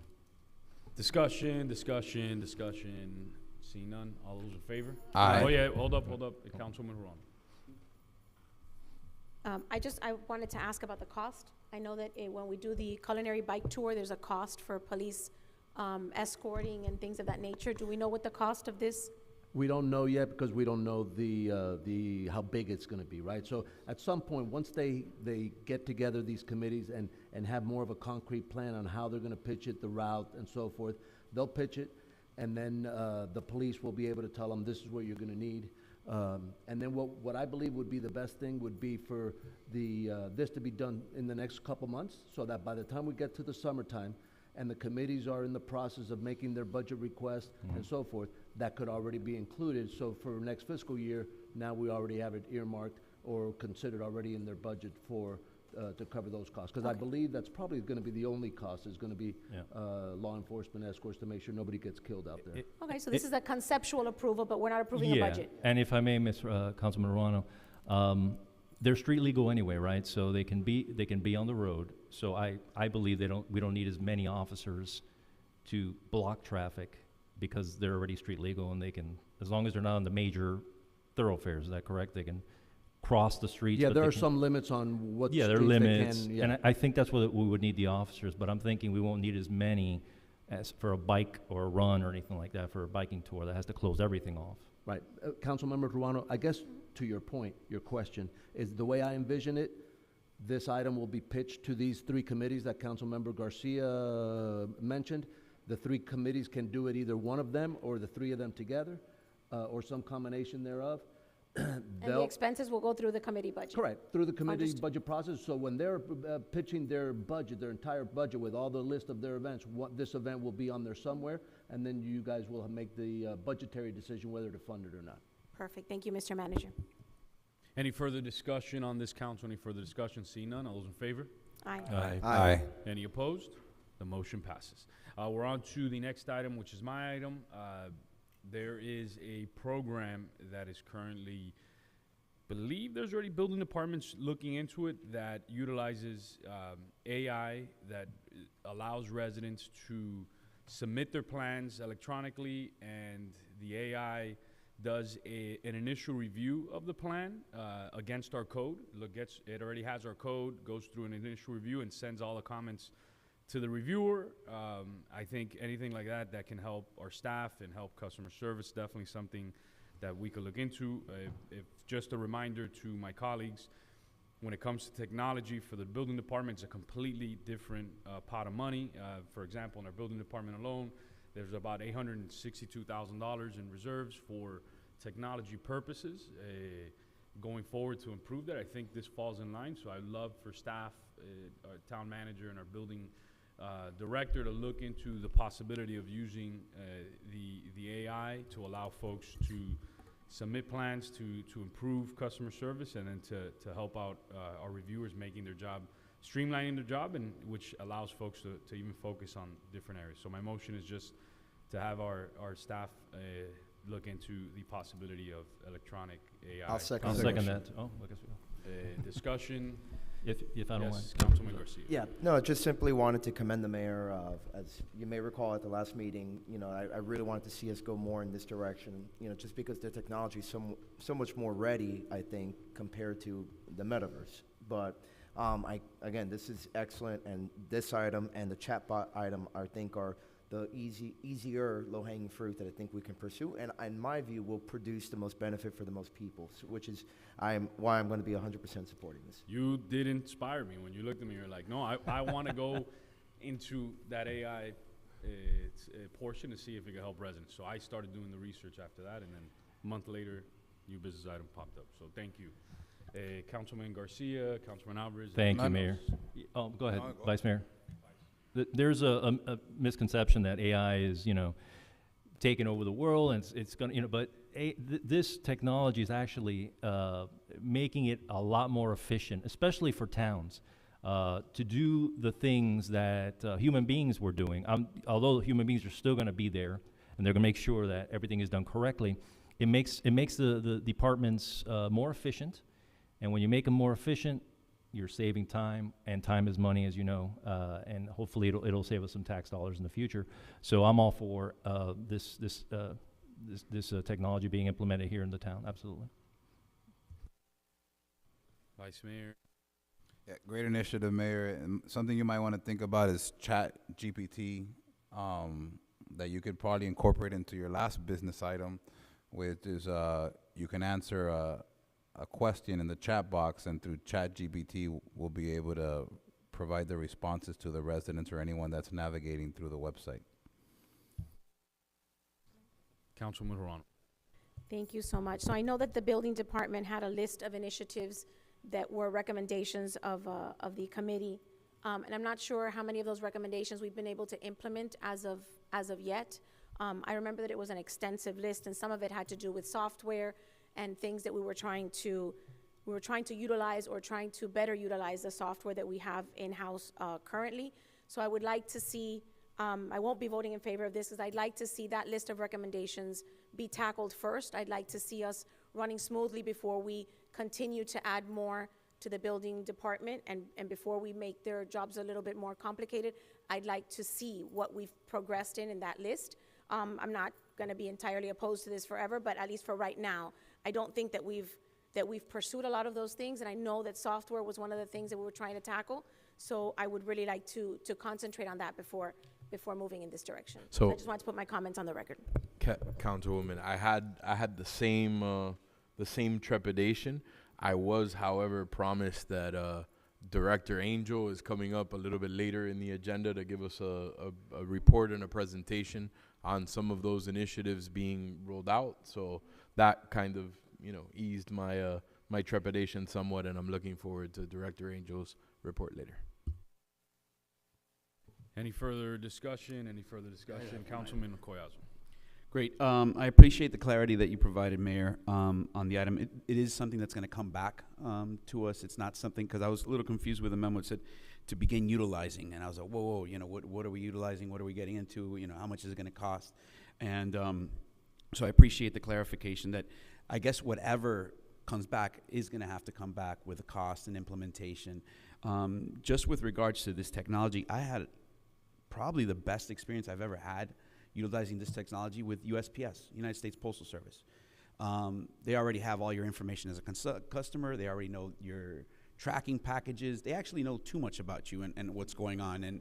And it actually scared me, but I can see how it can be leveraged to be a very useful tool, time-saving, and that combined with a chat, I think, with a chat bot, I think is a natural progression. But I would like to see both of those things come back, you know, so we can then delve into it, see if it's something that's applicable. I mean, UPS is very transactional in nature. You're tracking one package, it's got to get from point A to point B. I see plans and other things that are much more sophisticated in nature. You know, I want to make sure we're not the tip of the spear developing this stuff, and make sure it's something tried, true, and tested, to make sure that we're not developing the platform, so to speak, and it's something that we can easily implement. So I appreciate the items. I'll be supporting it, and looking back to see what the building department brings back. Thank you. All those in favor? Aye. Aye. Aye. Any opposed? Nay. One opposed, Madam Clerk. Councilwoman Verano. The motion passes 6-1. We're on to the next item, which is item 14F, correct? That's item 14F, Councilman Garcia.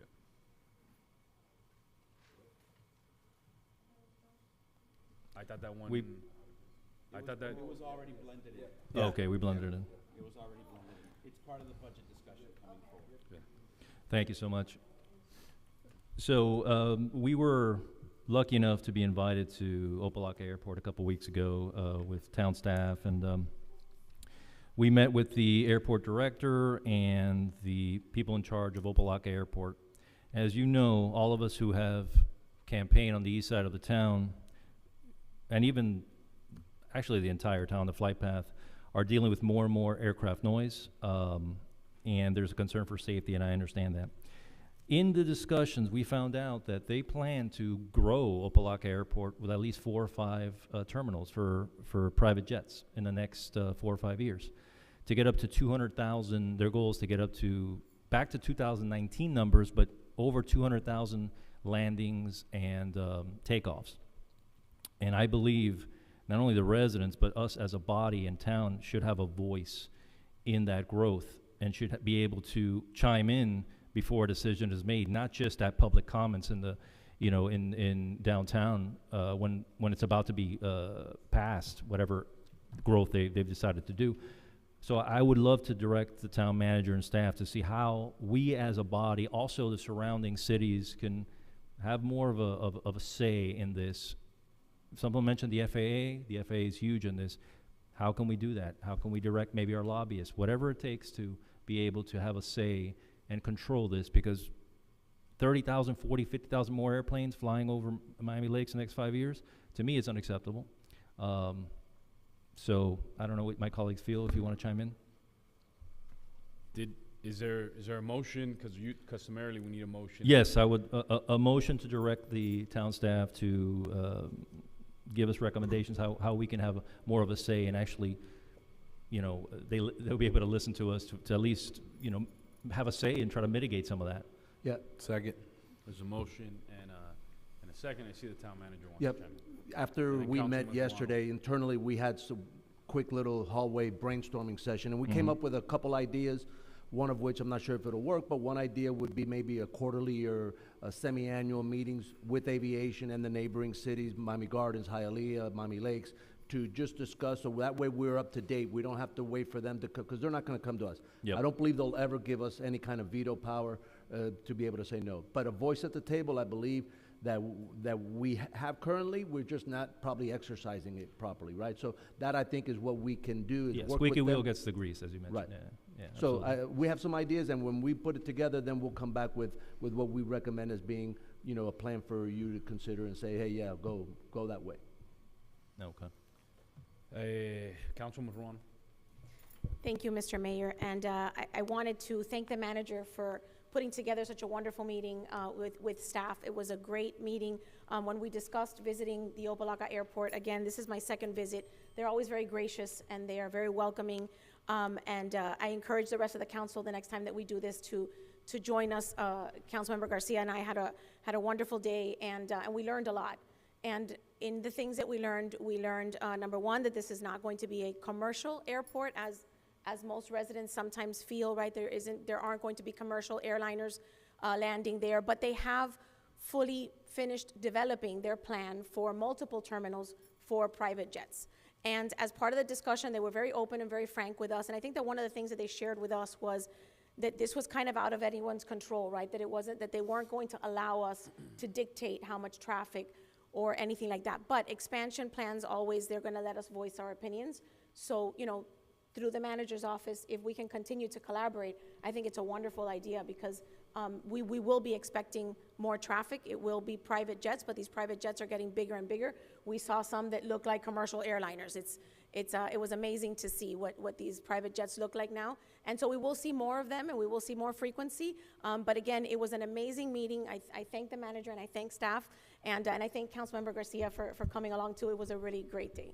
Yeah, on a brighter side, on a high note there, one of the things that they did tell us was there is a mechanic shop there, right? So they don't have commercial airliners, but every once in a while you'll see a commercial type plane come in there, but it's coming in for some type of maintenance or repair or whatever. The hangar where those repairs happen, there's very limited. They only have space for like 2 planes at a time.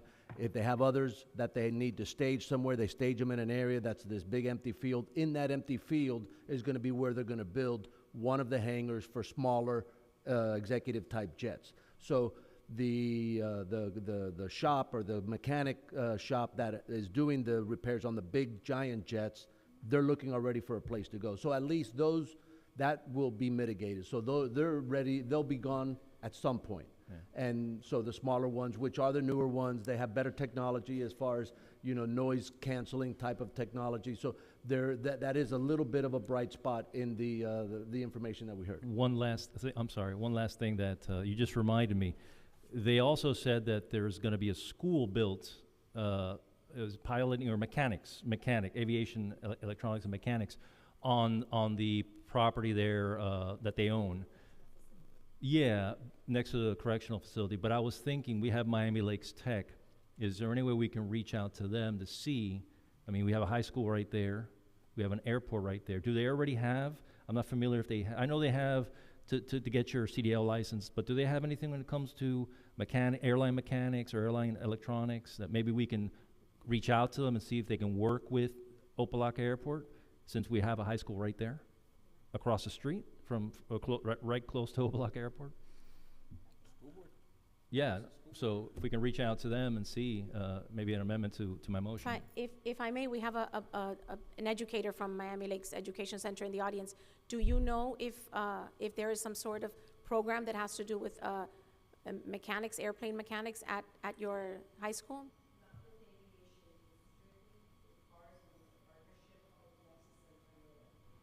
Okay, so it's strictly vehicle mechanics, and there's a partnership with Lexus and Toyota. Perhaps they'd be interested in expanding. Yep. Yep.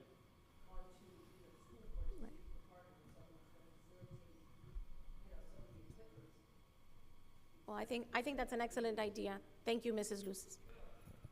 Yeah, I know the school district has George T. Baker, which is next to Miami International, which is where they have their entire aircraft maintenance and avionics program. It would be interesting to see if we can bring something like that to the North region. And the information they gave us is that they can't hire and train these mechanics fast enough. The demand is through the roof. Yeah. Right? So once that I think it's going to be a private. It is. It's not going to be part of the school system. It's going to be a private school.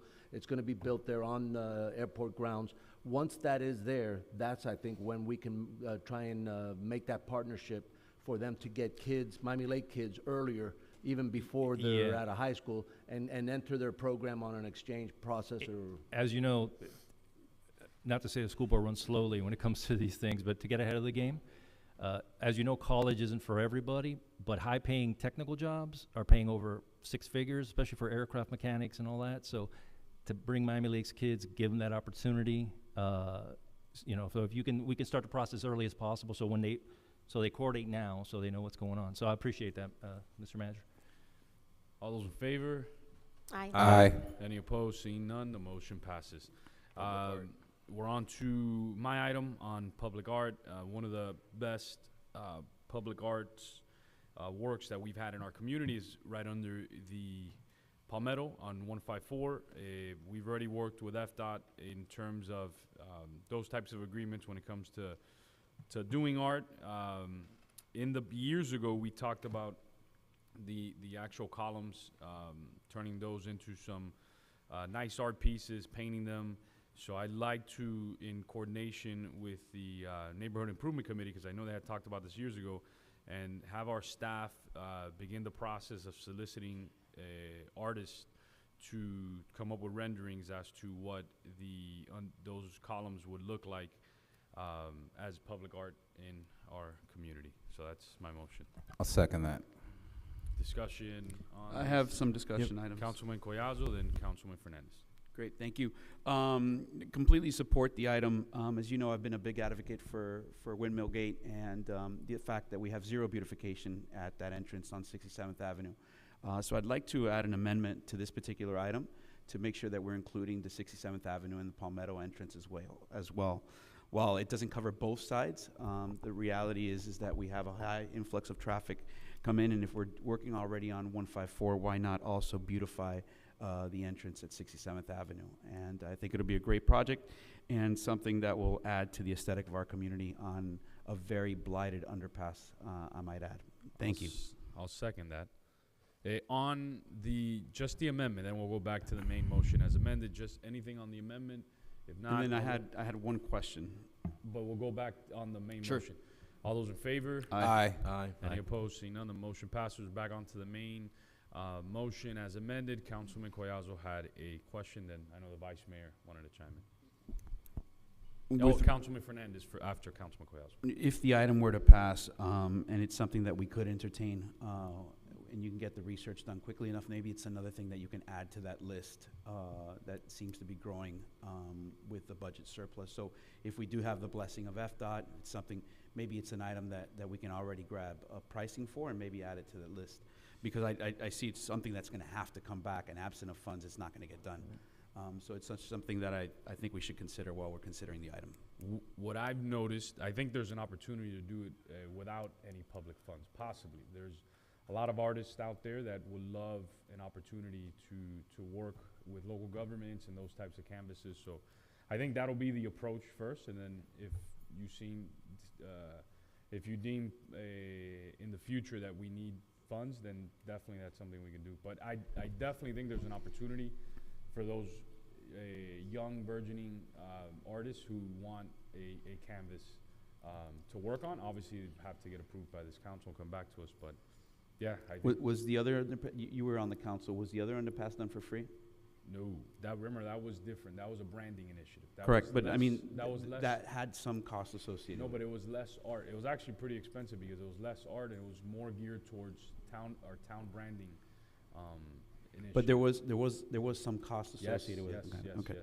Yeah, if there's cost associated with it, whether it's permitting or anything, even cleaning, right? Preparing, I don't know how much an artist is going to prep the area so the paint stays.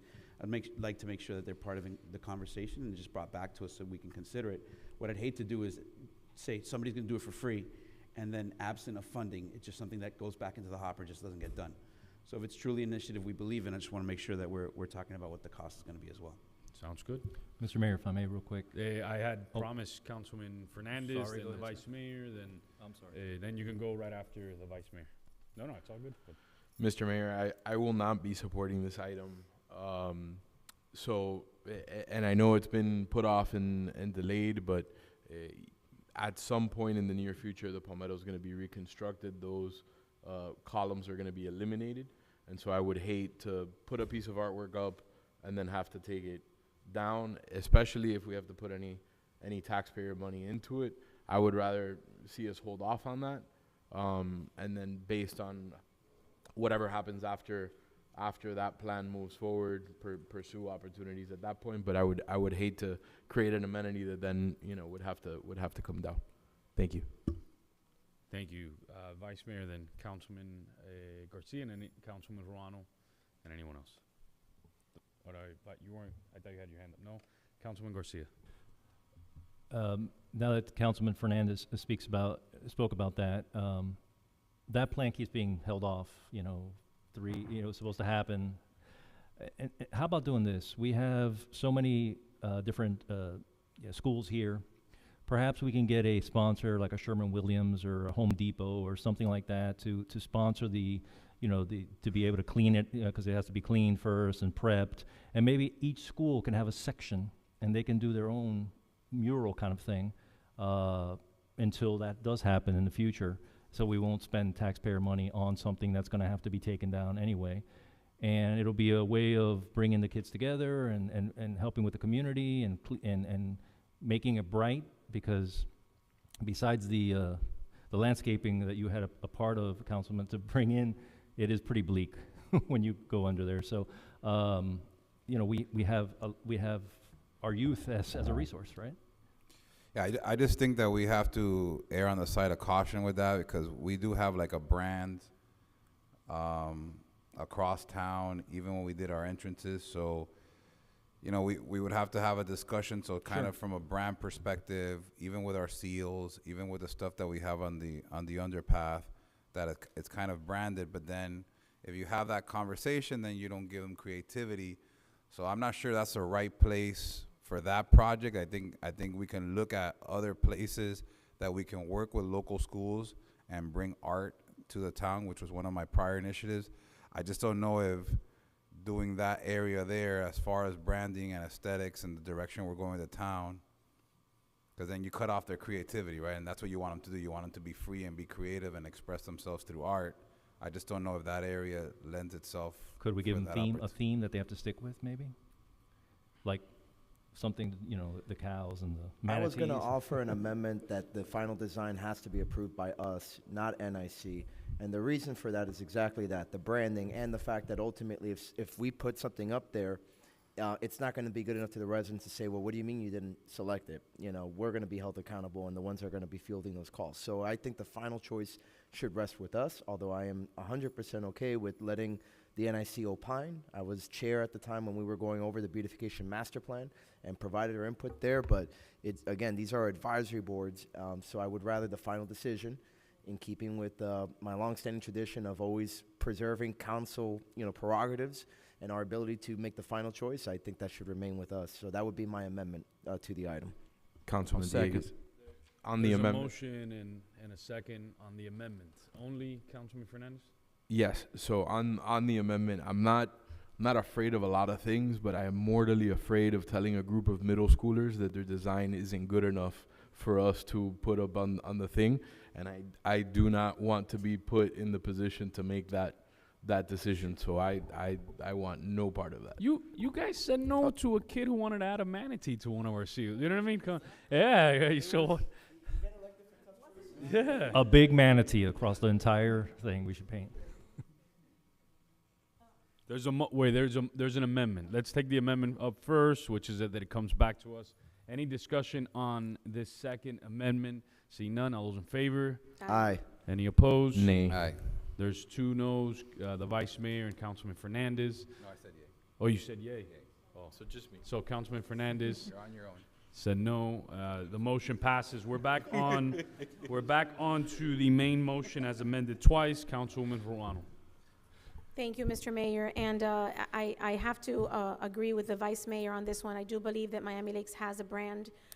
We are trees, we are green, we are lush, we are landscaped, we are manicured, and we are clean and polished. And I know that in that area, you know, keeping the actual brand that we have on the underpass, keeping it clean and maintaining it has been somewhat of a chore. So my fear with something like this is that it'll get dingy, it'll get dirty, it'll peel, and it won't be maintained. There are other areas in the town that require maintenance as well, and sometimes we don't have the proper funding to keep it all, you know, clean and pretty. So this is something that I can support, you know, as it stands. Maybe in a different location, maybe, you know, a different plan, but definitely not in that area where there's so much traffic and so much dust and everything seems to get so dirty. Thank you. Any further discussion on the motion as amended twice? Madam Clerk, please call the roll. Main motion, Councilmember Diegues. Yes.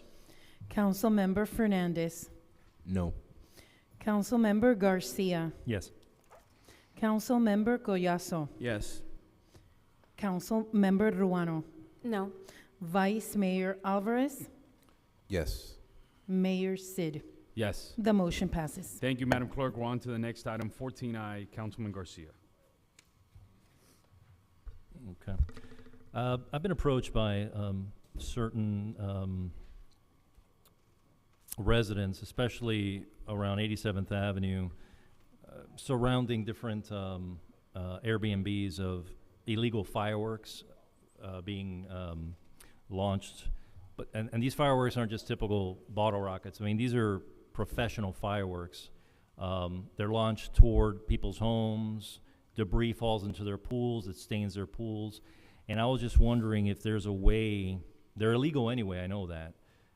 Has there been a process in the past where we have a way of educating people or being able to have, especially not during 4th of July and New Year's Eve, because that's impossible to. I mean, everybody's doing it, but they're doing this on the weekends when they're renting, or they're just doing it at random times. You know, what is code enforcement doing right now when it comes to that? They're just becoming bigger and more dangerous, I believe, and it's just. They rattle windows. I don't know if you guys have, they're just becoming out of control. So some of the residents came to me and said, hey, look, we're concerned. This is happening. I have a neighbor that does this every weekend or every random event, even on Flag Day or something, they'll do that. So I was wondering if I can direct staff, a motion to direct staff to see what we can do. What's our process and how can we mitigate that, educate the public? Because I'm afraid someone's going to get hurt. And it's a nuisance as well. I'll second. Yeah, I give a motion to direct staff. Motion second by Councilman Fernandez. Floor is yours, Councilwoman Morano. Thank you, Mr. Vice Mayor. I couldn't agree with you more. This is something that I receive phone calls on rather often, more often than I would like to. And I believe that what we've been instructed is to have the residents contact the police department to file a complaint or for them to come out and speak to the person that's using the illegal fireworks. 9 times out of 10, the residents don't want to do that. And they don't want to create animosity with the neighbors. So unfortunately, you know, sometimes I know that our officers go out and they can't identify where the fireworks are coming from. So I do know that it's been an issue in the past, and I will support, you know, anything that staff can do to try to find a better way to tackle this problem. Thank you. Any further discussion on this item? Any further discussion? Was there a motion and a second? Yes, sir. Seeing none, all those in favor? Aye. Aye. Any opposed? The motion passes. 14J, want to bring this up because I know our new website is under development. I just want to ensure that as our website is under development and we spent a significant investment, that we have as many resources to have a streamlined customer service on there. A chat bot is something that's utilized a lot in the private sector. Actually, government's using it now. It would be, for example, if one of our residents went on the Town of Miami Lakes website, they had a question, the first line would be to answer, the chatbot would answer that question. Obviously, if it's something more in-depth, the chatbot can send the email, forward it to our staff. There's 1,000 different ways, but for example, somebody goes on our website, they want to pull a permit for a fence. They ask the chatbot, it'll guide them to where it needs to go, and I think there's a lot of really cool utilizations, but it'll help those residents that are visiting our new website, and I think it'll take our customer service virtually in online on the internet to another level. So just want to make a motion as our website is being developed to have staff look into the utilization of a chatbot on our new website. I'll second. Discussion on this, discussion on this, discussion on this. Seeing none, all those in favor? Aye. Aye. Any opposed? The motion Nay. passes. Yes, Councilwoman Ron. An A for a chatbot. Thank you. We're on to the next item, just a report. Just some clarification. Staff is going to come back, right, No. with the cost or implement the chat bot. Again, there's I think it's getting installed tonight. so. So it's already, the AI installed itself. It heard us speak on our phone. No. In fact, we can all go home now. The AI will conduct the rest of the meeting. No, I'm just being facetious, Councilman Collazo. Yes, of course, as it gets developed, our Yeah, manager we're in will the come process back, of bring developing the new an website. actionable report. We'll pitch it to the designers and we'll bring it back so you understand what it is, if there's financially, especially if there's any impact and so forth. Yep. Yeah, and again, the USPS one, amazing. Just be ready when somebody says representative. What the chatbot does is creates immediate gratification. My problem is dealing with now, right? 24/7. I guess you can put it to operate at different times, But then when a person cannot get to that point, you can also create frustration. So look through what you're trying to solve and make sure you're not creating another issue. So while it might be very useful for certain transactions, there could be some that you're creating pain points with. And that's why I think we're all wanting to embrace technology very quickly and say, wow, this is the next best thing because this is what I read in the New Cities Journal. And the reality is sometimes you have to look at it from a customer-centered perspective to see, and USPS, probably one of the best experiences I've had. I still got it to a point where I had to say representative, and thank God somebody was there. So it's not the panacea, so to speak, and just want to make sure we don't go down a rabbit hole with big expectations like we did with NFTs, right? And we found out that maybe sometimes they're not the best thing to maybe implement in government. So. We minted an NFT? Well, non-fungible tokens like certain types of. No, so I think typically when you implement, to Councilman Collazo's point, typically when you implement something like this, the first step that you do is you poll all of the departments and all of the people that are public facing, and you ask them what their FAQs are, right? You ask the receptionist what question do you get asked 8 times a day, right? And you start with that, and that's the low-hanging fruit, and then you start building that database of answers, and the AI, matches the question to the answer, and you do that. So it usually is substantially better than, at answering most of the questions. There's always going to be questions that fall outside of the scope, and you typically also want to create a mechanism for staff to review the questions that are asked, just to make sure that they fully answer that there isn't a particularity in the way that the question is asked. So you want staff to review that. That doesn't really cause additional burden to staff, because staff would have fielded that question eventually, over the phone or by email or whatever. So it's the workflow is kind of the same, but the person on the customer side may get an answer much quicker. Yeah, and again, I'm embracing it because I've personally lived it, but there are pain points that could be created if there isn't that proper work through and follow through. And I think it's definitely something that we can adopt. I just want to make sure that we're not creating a pain point as well for our customers. Thank you. We're on to the next item, item 15A, the Daddy-Daughter Dance by Virtuto and Popular. I believe Maritz was here earlier. I know the date is, I had it written down somewhere. Hold up. Had the flyer on my phone. Now I can't find it. Somebody has it? It's April 28th. April 28th. Friday, April 28th. At 6:30 at Roberto Alonso Community Center.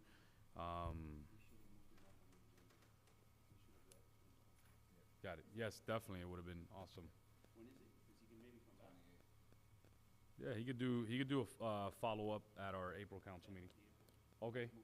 Yeah, we'll do that. It's all ages. All ages. Yeah, it's all ages.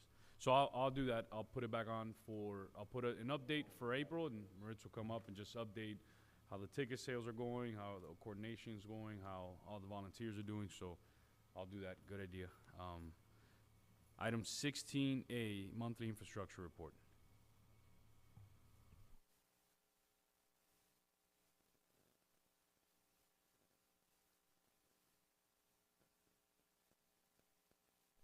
Good evening again, Mayor and council members. Omar Santos, Public Works Director. As usual, I'll highlight a few projects, and if there's one in particular that you have questions, please stop me or ask at the end.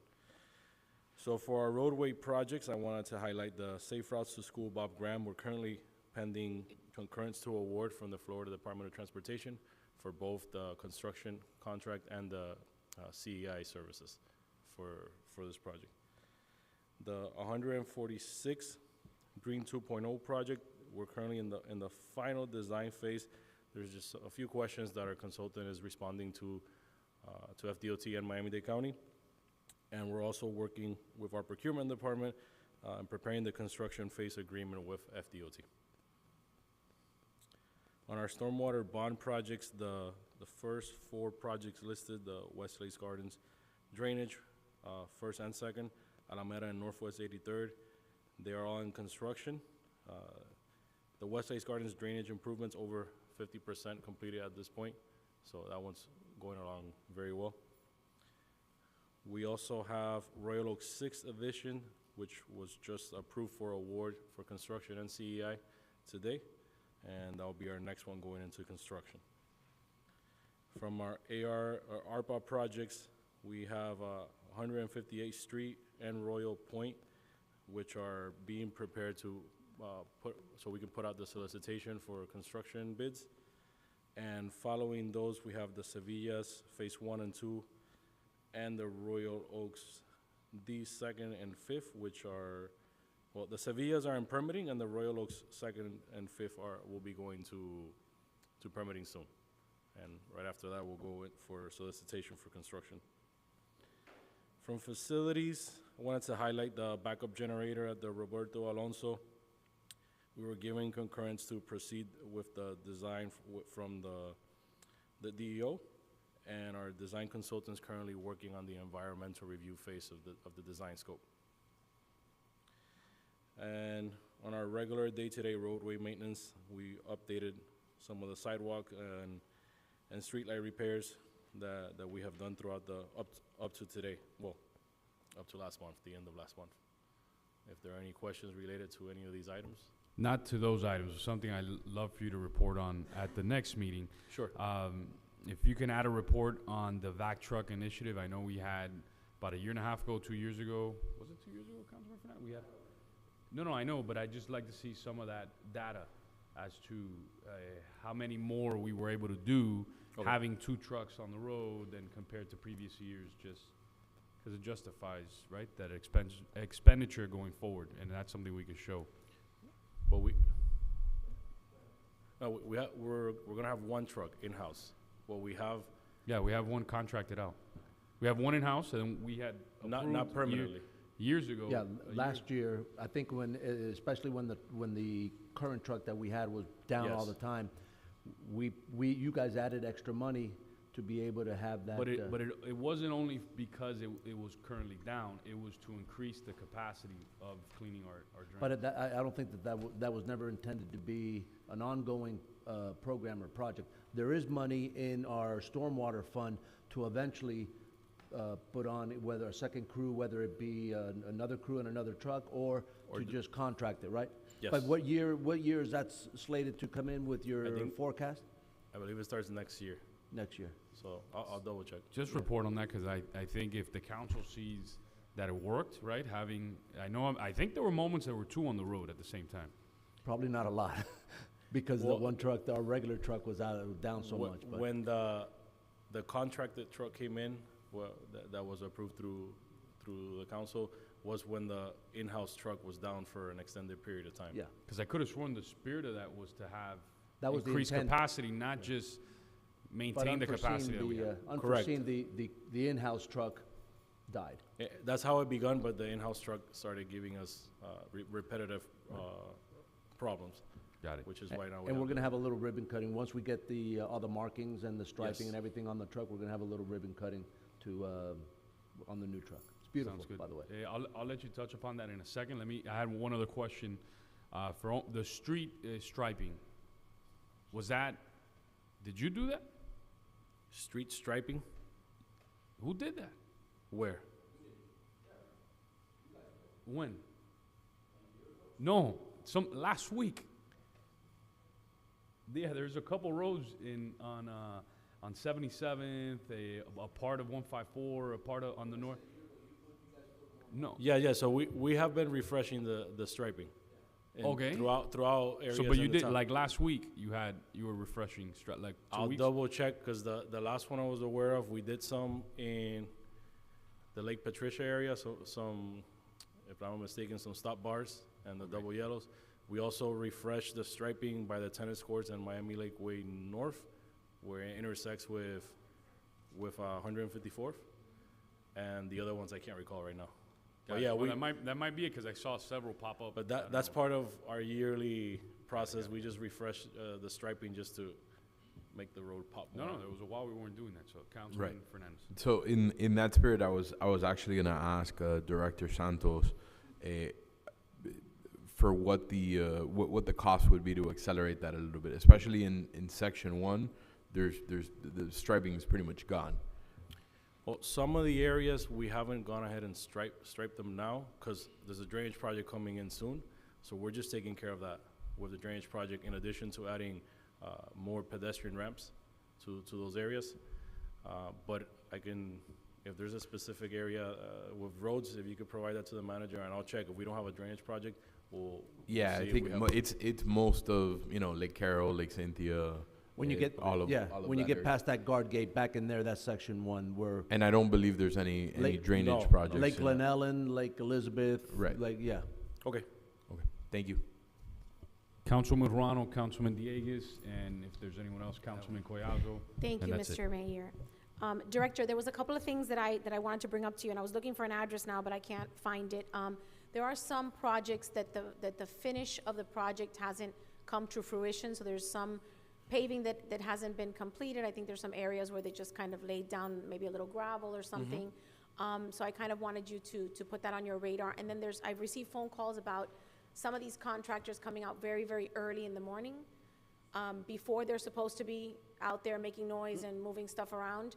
What can we do to mitigate that? So one of the projects, well, most of the contractors, they're allowed to work from 7 to 8, I believe is our ordinance, as our ordinance allows it. However, understanding as a residential, we've asked them to start after 8 a.m. and finish before 5 p.m. And have already everything cleaned up. In some areas, for example, West Lakes is one of the locations on the 92nd Avenue area. That's where most of them the 2 contractors are there. They have to stage their excess soils and materials and equipment. There has been one of the locations that they have been starting before 8 o'clock.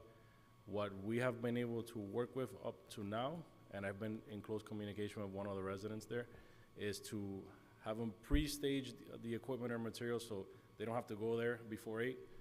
Okay. So far, I think it's working. I haven't heard anything new, but if you can provide the Okay, information no, of and the I haven't person. received any phone calls as Okay. of, like this week or so, but it's just things that I had on my to-do to put on your radar. But if you're already handling it, I very much appreciate that. And we're trying to maintain as much communication with the residents on those streets, especially, there's 2 that I can remember. But if anything new comes up, please let me know and I'll try to address it. Thank you. Councilman Diegues. Thank you, Mr. Mayor. Through the chair to the director. It's more of just a reminder that with the Safe Routes to School program, obviously, please ensure that we are minimizing any hazards to our trees. It's been a recurring theme, as you're well aware, so I'm just, once again, just a gentle reminder to please keep that in mind. Thank you. Okay. Thank you, Councilman Collazo. Thank you, Mayor. One of the projects that have been asked about, actually by a resident multiple times, is the sensors on 67th Avenue. Now that the new pavement has been laid, that some of the intersections have not been recensored completely, and just wanted to follow up with your department and staff to see if there's a date in particular you guys had in mind, or is there a delay in that project, or has it already been completed? And You're talking about the traffic detection? Yeah. The loops? The loops. So the county did begin, and I personally saw them on 154 and 67, installing them. I'll follow up with them because I know they had some procurement issues when it comes to the loop material. It was in delay on from their supplier's part.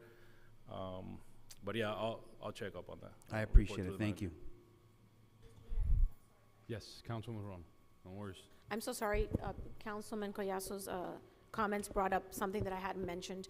On 62nd Avenue, is that repaving or taking care of potholes and things like that? Is that the town's response? 82nd Avenue. 82nd would be the town, yes. Yes, okay, so right north of 154,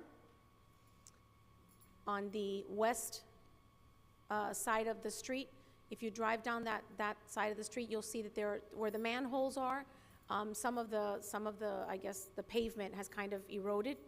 So it's the manhole, and then there's it's not really a pothole, but there's a pavement that's missing there. So there's going north. If you're going southbound, it's on the west lane. Okay. So it'll be between 154, between Royal Palm and Gramercy, let's say. So I've gotten a couple of phone calls about that as well. I just wasn't sure if that was something that we, Yes. all right, perfect, thank you. It's on 82nd Avenue? Right. Just north of 154. There's a couple of manholes that have kind of, the pavement has eroded. Thank you. Thank you, Councilman Morano. We're moving on to the next report. Mr. Mayor, before, I don't know if this is a point of personal privilege, a question I have a question, previously, before I was elected to council, moved on budgeting for council members to go to days and different events. I know I wasn't part of that. I would, since it's my first time, I'd love to attend that. Is this, where would this be, brought up to maybe move some, how that works, where I would be able to attend days when it comes to budgeting that? I don't know where in the process. It's too late now, or I just asking. I'd be okay with taking that up. I'll second that. If there's unanimous consent from the council, I mean, somebody can say no, but. I'm sorry, what was it again? Councilman Garcia is requesting a conversation during reports on the possibility of him traveling to days in Tallahassee. Yeah, So- we had a conversation today, and after we had a conversation, I spoke to our budget manager, and we have some items in the administration travel line. Specifically, there's one that is going to be the ICMA conference that I would normally go to.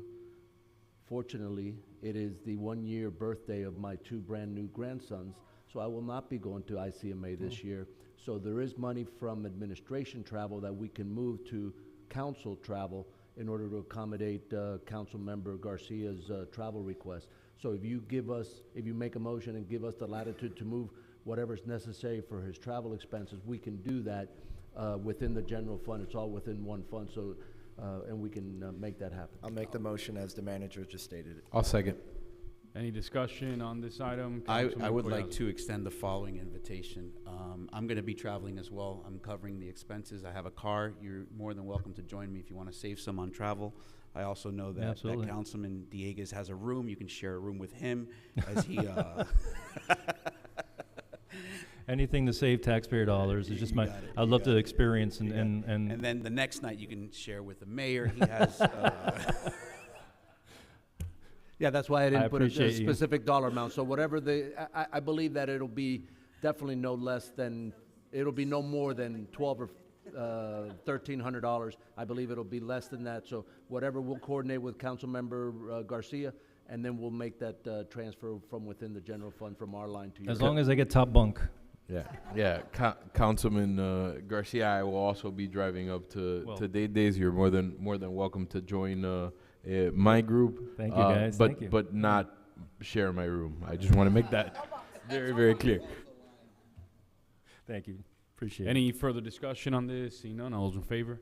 Aye. Aye. Any Thank you. opposed? Seeing none, the motion passes. We're back on to the report. Item 16B. Director Santos.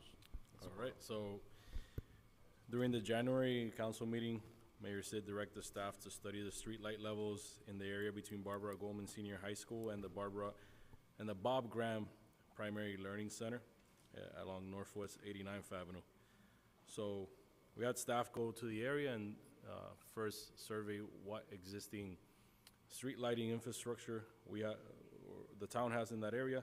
We found 6 street lights, and these are from just north of the Bob Graham Center to the southern section of the high school where the traffic circle exists. The rest of the lighting there is from the actual schools that just floods over to the street. So there's only 6 street lights. We had conversations with FP&L to see what support they can provide with our existing agreement, because FPL does maintain the street lights in that area. So what they informed us is they can go ahead and have new street lights installed, but they first need the town to conduct a photometric study, and from the values we get from the photometric study, recommend or pretty much design where we propose new street lighting to enhance the street lighting for the area. So just based on a similar project of larger scope that we did in the past, we're estimating between $5,000 and $10,000 to have the photometric study and the design completed. Then in addition to that, FP&L will have a new $120.04 estimate added to our monthly bill for that area for the addition of, the example we used were 5 new poles. 5 new poles for that section of road. And there's also an estimated cost to install the underground infrastructure that may be needed for those 5 new poles of $5,000. So the $120 per month will cover everything above ground essentially. So the new pole and the light, and that gets distributed over the agreement.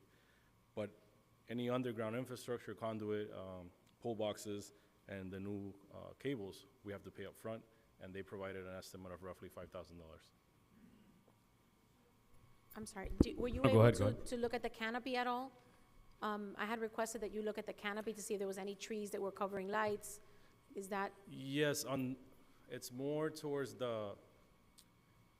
right in front of the school, so I believe it's two of the poles are on the east side of Northwest 89th, right in front of the high school. And Oh, those okay. have canopy, but what that's blocking is mostly to the sides, oh, okay. not across. Okay, so there's nothing that we can do to enhance the lighting by trimming the trees or anything like that? Some, but the main from the observation, the main issue would be the flood towards in the direction perpendicular to the street. Okay, thank you. Yeah, I'd like to see us come back when we talk about the budget amendments. This is a really, really important issue. I was at Goldman today, and the principal reiterated it to me, and it's something that we can fix long-term, for not a large sum of money. And so I definitely would love to see that go forward in terms of having that in the budget amendment conversations. We'll add it to the list, sir. Yeah, so if there's no objections, we'll go from there. So thank you, Director Santos, for your time. All right, good Appreciate evening. you. We're on to the next item, which is item 16C, which is Jeremy. Director Badjuan. Good evening, Mayor, Council. Essentially, this item is being brought back after a previous meeting last year where the town was staff was directed to go ahead and look into receiving the designation as a bird sanctuary and how else we can become a little bit more of a bird-friendly town. In review of that, there are 4 items in the report essentially being recommended. They look at tackling the adoption and codification within our town ordinances to recognize the town as a bird sanctuary. Unfortunately, this is not something that is no longer supported by FWC, as they have actually moved away from the actual designation. So by adopting the language, along with creating more bird-friendly areas, along with using, I also leveraged, there is software and technology that can be leveraged to enhance bird watching, bird monitoring, and even to the extent of watching migrations for any birds that might be migrating, in addition to adding signage to recognize these areas that we want to kind of designate as bird-friendly areas. With that, if there are any questions regarding the report or any of those 4 main items. Yeah, I'd definitely like to see at least some of the signage in certain areas. I don't know if you've already identified that, but I was really interested also in the history. I don't know if you dug into that, like what happened? When did we lose that designation? Well, the town didn't have it. When I looked back now, the closest neighboring community is actually St. Thomas that is still recognized as FWC went away in 1997, and they moved more to a restricted hunting area type of accreditation for certain municipalities. We are very still bird friendly, and actually using the Audubon's native plant database, the majority of plants we use are specific for certain types of birds as it is. So that's why the plan here is kind of small scale, because we already do a lot of this holistically, but the other side of it is we can continue to leverage more space and identify more areas for as bird sanctuaries or bird friendly areas by using grants down the road as well. So what do you recommend?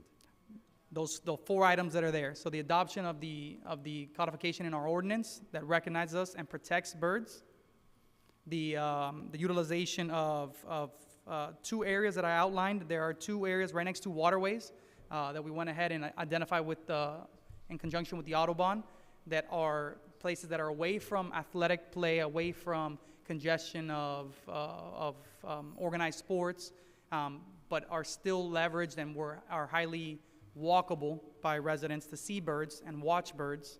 The utilization of the eBirds app, which is actually being used already by town residents and has been dated back to 2007, where you can log birds that are actually sighted, take pictures of them, it can identify them for you, and we can track birds. So let's say you get a notification set where a bird within 10 miles is found, and you wanted to go look at that. It'll actually pop up on your phone, let you know it's at the Graham Lake. It'll let you know it's at Veterans Park. It'll let you know where it's at, and you can actually track and kind of monitor this if you are a bird enthusiast. And I think those were the 4 Mr. Mayor? So I'll make a motion to accept those recommendations. Well, I need to question the director about how thorough he was in his report, if I may. Yeah. Okay. So, Director, had you considered an avian petting zoo of some kind? There's been a lot of reports lately of peafowl roaming around town, and in my block in particular, a lot of chickens, and we're trying to figure out if we can humanely dispose of them in a suitable home as part of our efforts to become a bird sanctuary. Well, if you saw in the attachment, some of the actual ordinances stipulate what is protected and what isn't.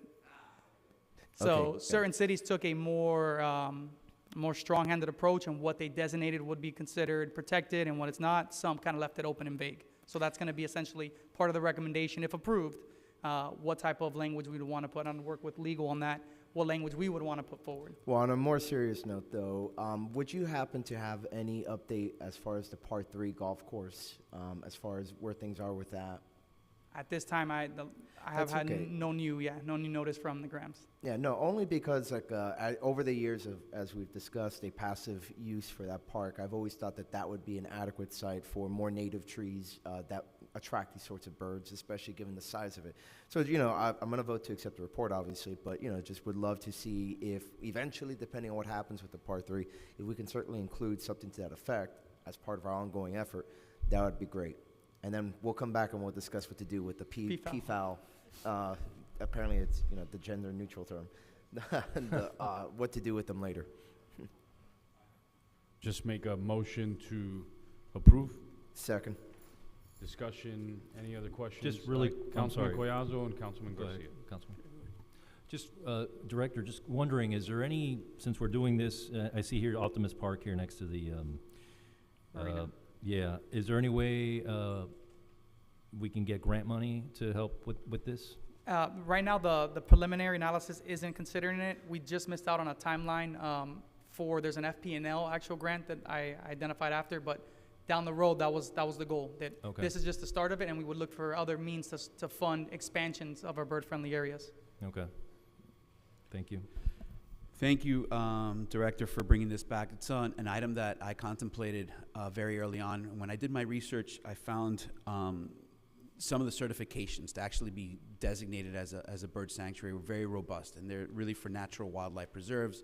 And that city being a bird sanctuary, I remember when I was growing up here back in the 70s, you walked in, Miami Lakes is a bird sanctuary. There's a big sign, and I guess that designation isn't used anymore. But there's other alternatives that you're offering. There were some organizations when I did my research that if you had a committee or you had like a group sponsoring, there was different designations other than Audubon, Florida that I found. And at that time, I think it was the Garden Club that I had approached, and they were very interested.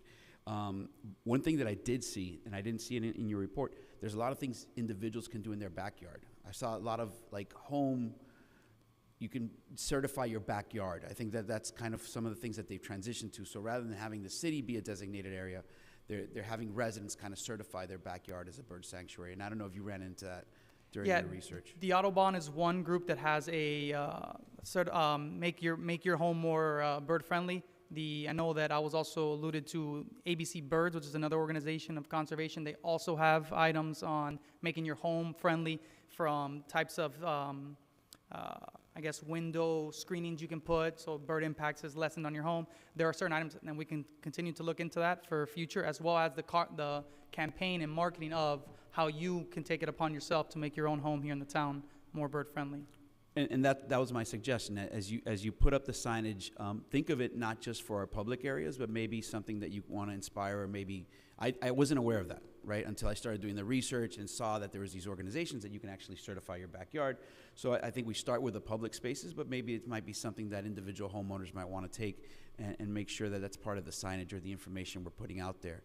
Because I found it to be something interesting, at least me personally. So I appreciate it. Thank you.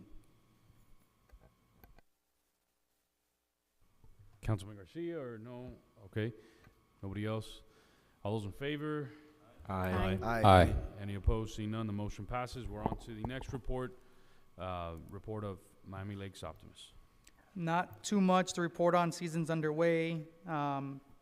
We will be, as far as infrastructure, we will be actually changing out some of the fencing on one of the fields and moving it to a portable mesh fence and utilizing only one field to be aluminum fenced. So field 2 will become aluminum fence, with field 5 becoming completely enclosed with portable fencing. Outside of that, we actually just completed repairs on the field 2 scoreboard. When we actually got it back up and running, we found out 2 digits are down, so now we're replacing the digits and the LED sign there. Other than that, not much more to report on the Optimist front. Any questions on MLOP? Councilman Quez. Thank you. As I made some comments to the manager, there were some items that were deferred maintenance items that the park had brought to my attention. If that's something that you can bring back, I think everybody here wants to improve, right, what we already have, and not necessarily a huge investment. And I think they raised some good points. One of them that sticks out was the lighting. I know we were looking at auxiliary lighting for the tennis courts. Was that already completed? No, that's still right now pending school board approval on the construction side. On the construction, Yeah. So it's still in the works. It's still something that could happen. The other thing they talked about was some of the fencing from, I guess, kids leaning on it starts curling up, and then there, it could create either gaps or it could create holes in the fencing. They said that there was a way that they've mitigated it in the past, but it's something that they could do again. I told them to raise those issues with you. If we could have those as part of the list of whatever they are, and they also included thank you so much for this fencing item, by the way. I think it's crazy that we're moving, these things weigh like about 100 pounds, each one, we move them back and forth, and I see the staff there, I know, are going to be very, very grateful. And yeah, if we can mitigate those gaps in the fencing, that would be great. Okay, anything else on MLOP? Seeing none? Last thing, I always like to end up with a compliment. The improvement that you have done by cutting the lip on those fields is dramatic. Is something that I could tell you from me being a user there. I have seen less, of the pop-ups. If we could extend that, and I know you have your reasons for maybe not working on certain fields, but if we could do that throughout the park, it's a huge safety, especially for the smaller kids that maybe don't have the same reflexes as their 12 and 14-year-olds. The bad hops, yeah. He has laser graded and taken out a significant portion of the field that was creating most of those bad hops. So I appreciate that, and your work doesn't go unnoticed. So thank you. Thank you. Thank you, Councilman Collazo. Thank you, Director Badjuan. We're on to the monthly police report. Major Ruiz.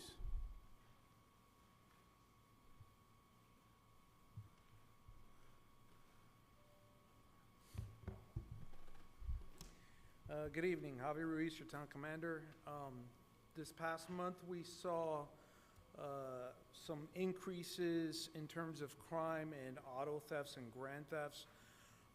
One of the reasons for some of these increases, specific to auto thefts, we did have one of our best years ever last year in terms of crime statistics, whereas most of the county saw increases. We were one of the few districts that had an overall reduction. So because we had some pretty good numbers, and especially with auto thefts, we're kind of sometimes may see a small increase. And in regards to grand thefts, we were noticing 2 trends that we're seeing as a result of, or what's causing a bit of the increase. we're seeing an increase in retail theft. Talk about Office Depot, Costco, the cellular telephone stores where people come in and grab things and then try and run out. As a result, we're increasing our patrols in these areas, assigning directed patrols in them so that our officers can remain highly visible there and vigilant. We're also seeing another trend in terms of catalytic converters. This is actually something nationwide that's occurring. The catalytic converter is a piece that's underneath your vehicle, you know it's stolen because sometimes it causes a loud sound when you try and drive off. It's something that has a lot of precious metals in it, so somebody can easily creep under, saw it off, and it's done. Sometimes we've seen videos of it being done in about 90 seconds. The trends with the catalytic converters is that the higher your vehicle is, the better it is because you can crawl underneath it as compared, you know, difference between a a Dodge Ram truck or a Dodge, you know, Charger. And also if you have the hybrid cars, those catalytic converters I think are going for more than, you know, the regular ones as well. Well, you know, let's try and stay green, you know. We are working to see, you know, what we can do in terms of this. This is actually a county-wide problem. So our detectives are in constant contact with detectives from other districts, municipalities, to see what the current crime trends are. There was an arrest that was made in a coastal district. There are a couple made down south. So we're eyeing these to see what, you know, whether or not we can see if any of the same subjects are doing ours as well. But like I said, this is a nationwide problem, and there are places where it's gone up anywhere from 180% to 2,000% in terms of occurrences. So we've seen a bunch of those these past couple months specifically. Yes, ma'am. It was brought to my attention in our community there was a vehicle stolen by way of an iPad, that the vehicle was opened and turned on with some software from an iPad that hacks your vehicle. And we've had vehicles stolen, but vehicles that have been left open with the keys inside the vehicle. Mm-hmm. This is the first vehicle that was actually stolen being fully locked and without any keys.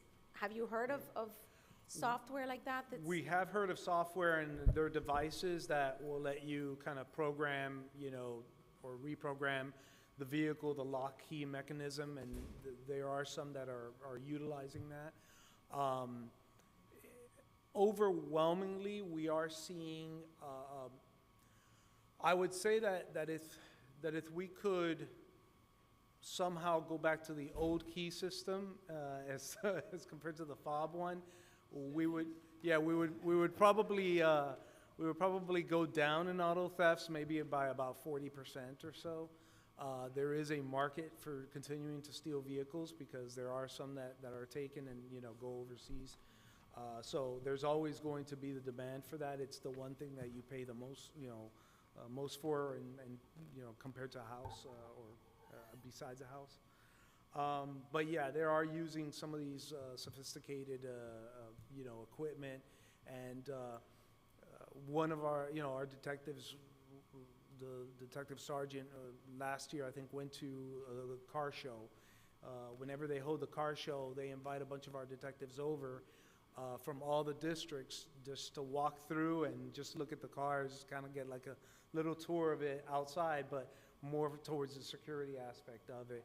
And so he knows a lot more about it than I do in terms of what mechanisms they usually utilize. But you know, it's all technology now. So those are some of the trends regarding crimes. All the other property crimes we're doing pretty good this past month.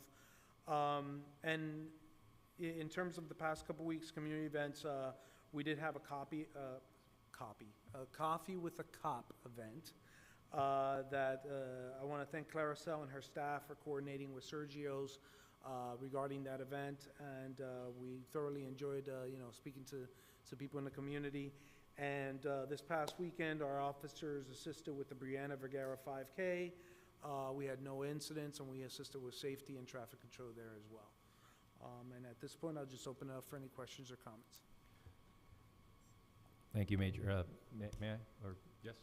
just want to say, and I know a lot of us went to the Lady of Our Lakes Carnival, and your officers, some of the officers are here. They did an amazing job. The event went off without a hitch, like you always do. Everybody felt safe. There was presence. I can't say enough. Every event, people feel confident when they see you there, and the events always go off without a hitch. So I want to compliment your staff as well. Thank you, appreciate it. Thank you. Thank you, Major. Have a good night. We appreciate you guys. Thanks. We're on to Director Angel, Building Department Software Update. Wearing shorts in a council chamber? Let me hide on this. So we had a little fashion contest. Who could sport a better brace? I don't know, for you guys to vote on. What do you guys think? Oh, Lorenzo got a boot on, so I don't know about that. I like that. Good evening, Mayor, Council. This is just an update on what's been occurring in the building department over the last couple of years in response to Councilwoman Ruano's comment regarding the approved recommendation of the ad hoc committee and was subsequently approved by you guys back in August of 2021. First and foremost, I had to build a team. We lost a lot of players, a lot of individuals, a lot of institutional knowledge, so it took us about 18 to 20 months to get a good team in there. We started focusing on the current software. That was something that was highlighted as part of the ad hoc committee, that we weren't fully maximizing its full capacity. So we engaged the software company. They provided us a representative. They sat with each individual of our team for over a week span, and that's the report that you guys have in front of you guys. It's a business process optimization. Essentially, they were looking at our current functionality and our current processes, and what came out of it was, due to all the institutional knowledge that we lost and all the attrition, that we basically have to go back to basics and training 101, which includes system admin training, end user training, and I know Councilman Fernandez is going to like this, is SSRS training, SQL Server training.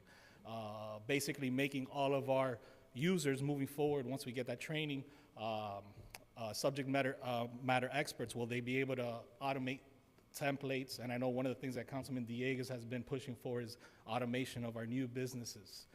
So this is something that once we get the right tools and the right trainings and resources in place over the next couple months, we will be rolling out these, hopefully these updates as soon as possible. One of the things that we did as well too, as part of the budget process last fiscal year, is where we added funding to accommodate for this training, and all of it getting paid through the technology fund.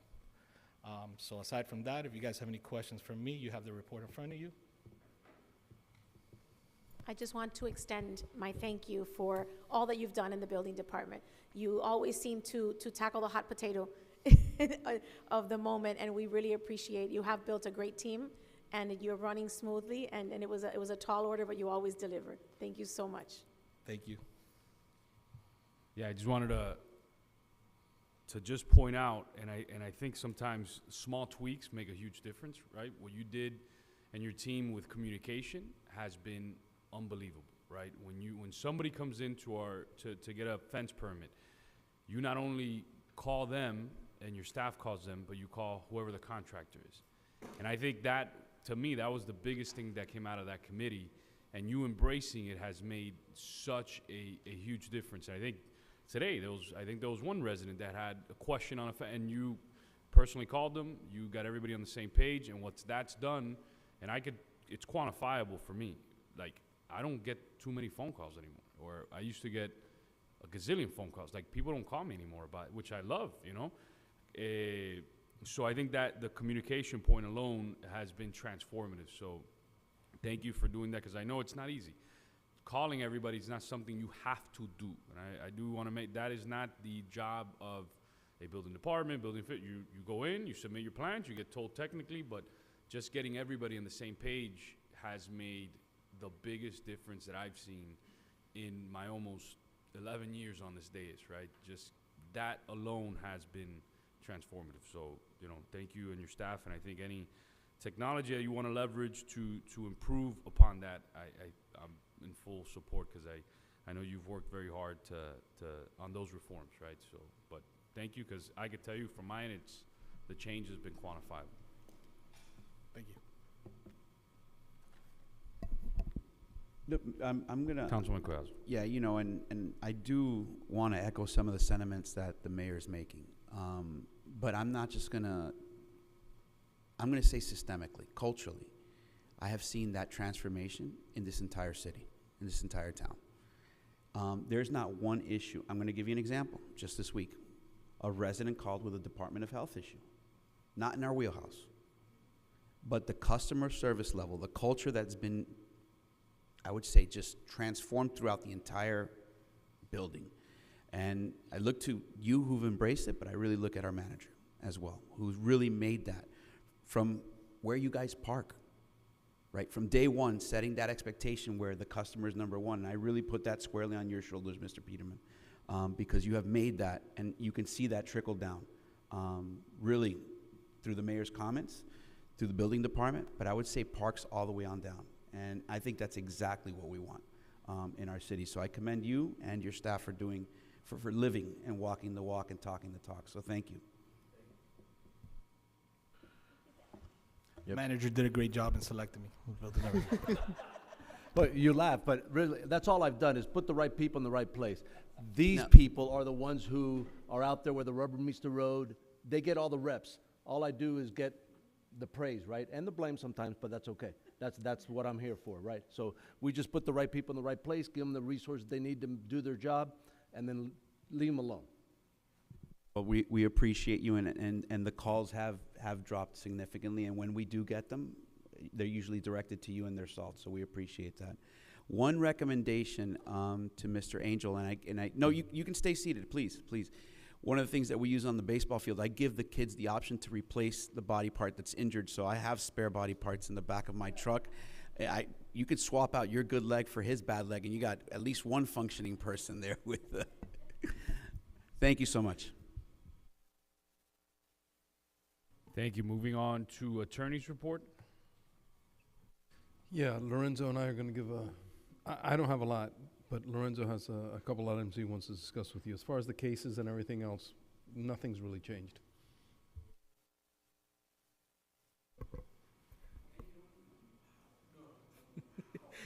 Good evening, Council. Lorenzo Cobilla, Deputy Town Attorney. I want to take a point of personal privilege, if I may, and just echo what you guys said. Working with Danny and his staff and building is a pleasure. I don't always get along with the guy. He pushes my buttons. You know, he objects to my opinions all the time, but we learn from each other, so it's a pleasure. And his staff is great. Yes, he does.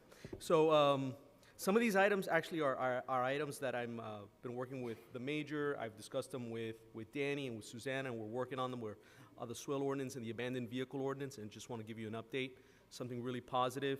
On the swale ordinance, about a couple of weeks ago, the mayor had Luis Montaldo, the new clerk, visit the town, and he met with the manager and the mayor, and I was on the telephone. I was attending a public records conference in Orlando, and he's got different ideas of how we can actually implement what are parking regulations, non-moving violations, and that's maybe working with some of the other local cities, and that's what other cities like Doral have done.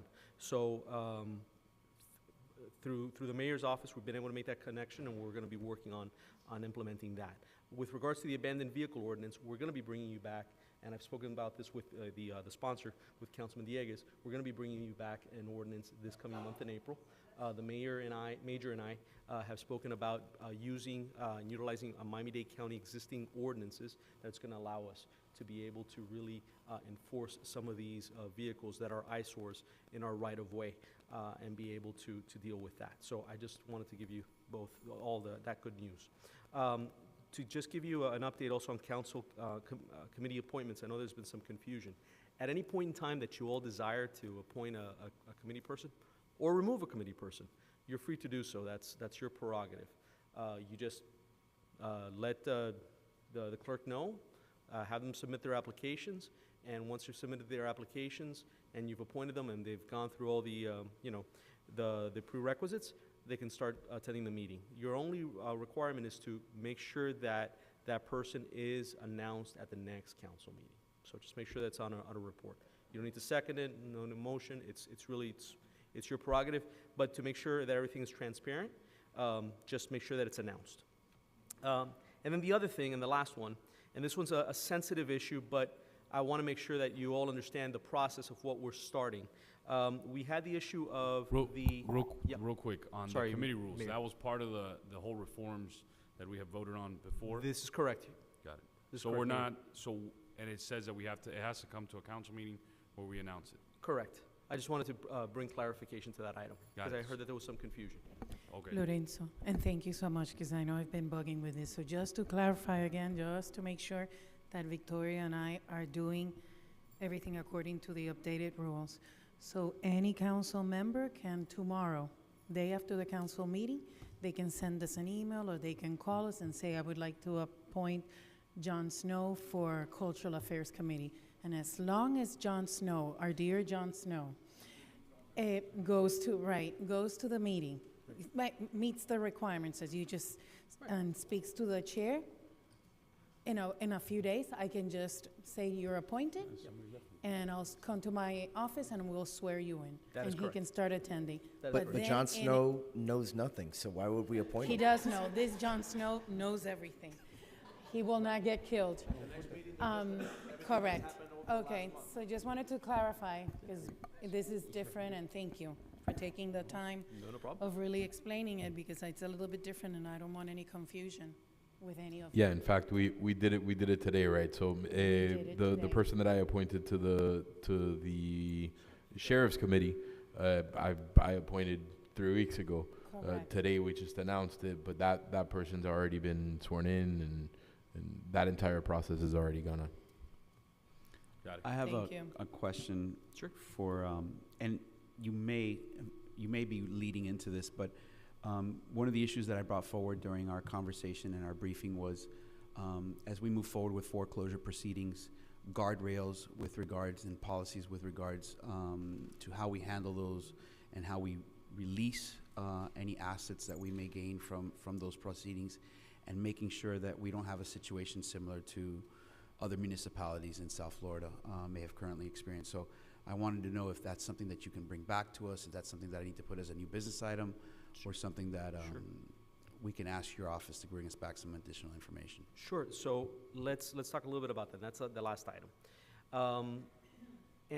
Some of the issues that have happened in other municipalities, I want to let you know that our code already kind of addresses. Almost anything that has to do with code enforcement, anything that has to do with code enforcement liens, have to come back to the magistrate. It's not done administratively. We don't have an administrative process for that, on purpose, right? So the code specifies and prescribes what are the mitigation factors. The committee provides that to the magistrate, and the magistrate makes the order. And that's just the way that it's done in our town. Foreclosure is something else. Foreclosure is dealing with properties that are eyesores, dealing with bad actors in our town, folks that have non-homestead properties, so we're talking about investment, commercial, industrial, folks that have multiple liens, issues that are life safety in nature. We're not talking about a BTR, we're talking about a life safety issue, and that they've just ignored us, okay? And so we want to be able to have the mechanism to go ahead and enforce that. Now, how is that done? And to the councilman's point, it's done by multiple channels. First, we've got to go to first of all, we're going to send them a demand letters. And so those bad actors that are out there, they're put on notice. We are going to be sending demand letters out, okay? And they're going to be put on notice that they have multiple liens, the amounts that are outstanding, and the fact that we are going to be moving with a foreclosure if they don't respond within a certain amount of time. So we're going to give them that notice. They don't answer us, and they don't fix the issue, and they don't make the payment. The next step is we will go to the magistrate and tell the magistrate, these are the outstanding liens. And at that time, that's a public meeting. That's going to be put in the agenda, which Danny's staff in code enforcement goes ahead and circulates that agenda. It's a public meeting. It's noticed. Those folks are going to receive actual notice in the mail. They're going to have the opportunity to come in again and be notified and given that opportunity. So they're going to know, hey, we're moving forward with a foreclosure. Again, the next step is nothing happens. It's going to come to you. And we're going to tell you specifically what the property is and ask you kind of for direction so that we can move forward with a foreclosure action. At that point in time, we will move forward with a foreclosure action, and we'll make you aware of every step of the way of what we're doing. The idea is not to take over these properties at all. The idea is to go ahead and bring these properties into compliance. Let's assume that we move forward, the person completely ignores us, which I expect is not gonna really happen, but let's assume that it does. Usually what happens, and Raul can back me up on this, is that if you have a foreclosure and you move forward with a final judgment, and there is a sale on that judgment, that's usually done through the courts in a judicial format. So it's a judicial auction. It gives the homeowner, you know, ample time. By statute, the sale date has to be 20 days, but they're usually, you know, 90, 120 days out. So it gives the homeowner plenty of time to pay off the judgment. If they pay off the judgment, we're done. We got the money, and correct the violation, of course. If they don't, then the property will be sold and somebody will jump all over it. You know, it yes, not many. Right. Well, right, the problem with the condo association, yeah, the condo associations are an issue. Even our own homeowners association has problems with, you know, homeowners with a $10,000 fine and $600,000 mortgage. What I'm suggesting is there may be a situation, depending on which way this housing crisis moves, where there's homes that are over leveraged, people that just don't want to deal with the issue, you're trying to bring them into compliance, and all of a sudden there's a foreclosure action, we're awarded. I just want there to be a proper process to how we dispose of those properties. I don't want, you know, and I want to put those guardrails in place where it's very clear ahead of time that we're thinking this through. You want to flush out one thing that you said, homeowners, we can't go after homesteaded properties. The statute doesn't allow us, and we're not. Somebody owns that property. So what I mean by homeowners is not somebody who's living in that property, the owner of the property. Right. Look, it's it's something that we don't want to own. We're not in the real estate business, but it's either that or continue to tolerate people behaving in the way they're behaving and the way they're maintaining their properties, especially the commercial properties. I believe in the end, I recommend this. There may come a time when we have a concern. We can always pull back. We can always ask for the sale date to be changed.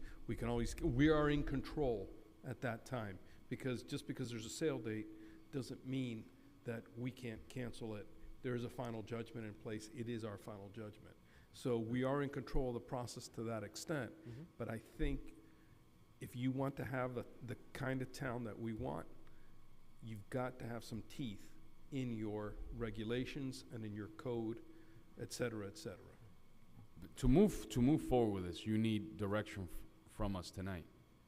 At least approving you guys continue to move forward with this program. Because all we did one time was just one property that was identified. But to move forward, you need direction from us. I do need direction. I serve. Are there any motions on the table? I'll move for you to continue ironing out all the details of this process and include in those details that we are not going to be holding on to properties, that there will be dispositions, if that's something that we want to do too. Well, no, I think we should leave our options open. Look, even if we start approaching a sale date or something like that, I'll bring it before you. Hey guys, we're about to have to buy this property. What do you want to do? There are things that we can do. We have time, but I want to leave our options open. I don't want to say we don't ever want to own a property. The homeowner's going to know it. He's going to know that we're never going to do that. There's other things that we can try and do, is collect the rents. There's, things that we can go into court and do. What I'm suggesting is we're not a property management company. No. And what I want to also avoid is government taking over this to exploit and reap profits, right? Kind of like what we've seen now. It's current events. The reality is we're doing this because we want to bring in individuals into compliance. So having a process in place actually takes it away from us, right? Lessens our subjective burden, right? Of saying yay or nay, why this one, why not that one? And having guardrails in place before we get to that position to keep us right? To insulate the body from being dragged into an issue, right? Oh, somebody tipped off this guy about this commercial building being foreclosed, and hey, that guy, you know what I'm saying? I do. I want to keep it as clean as possible You wanna and keep us insulate honest. this body We have- to the extent possible. We have There's a one motion on the homeowner. table. Is There's there a second. I just want to put on the record, I'm voting no on this. I don't like this. I don't like where the conversation's going. I sort of see Councilman Collazo's point. I'm a no vote. Just, All right. Let me- you guys let- move, let do me- whatever you guys want But to do. let me I'm just comment on voting that. no. Can I Let me just comment on that. Let me comment on that. Let me just give you a similar scenario. We have a homeowner, and I think most of us know who it is, who has a fence. And then on top of his fence, he put something else on his fence. He's got a more than $1 million home. He's figured out that the cap on the fine is $10,000. So he has decided, you know what?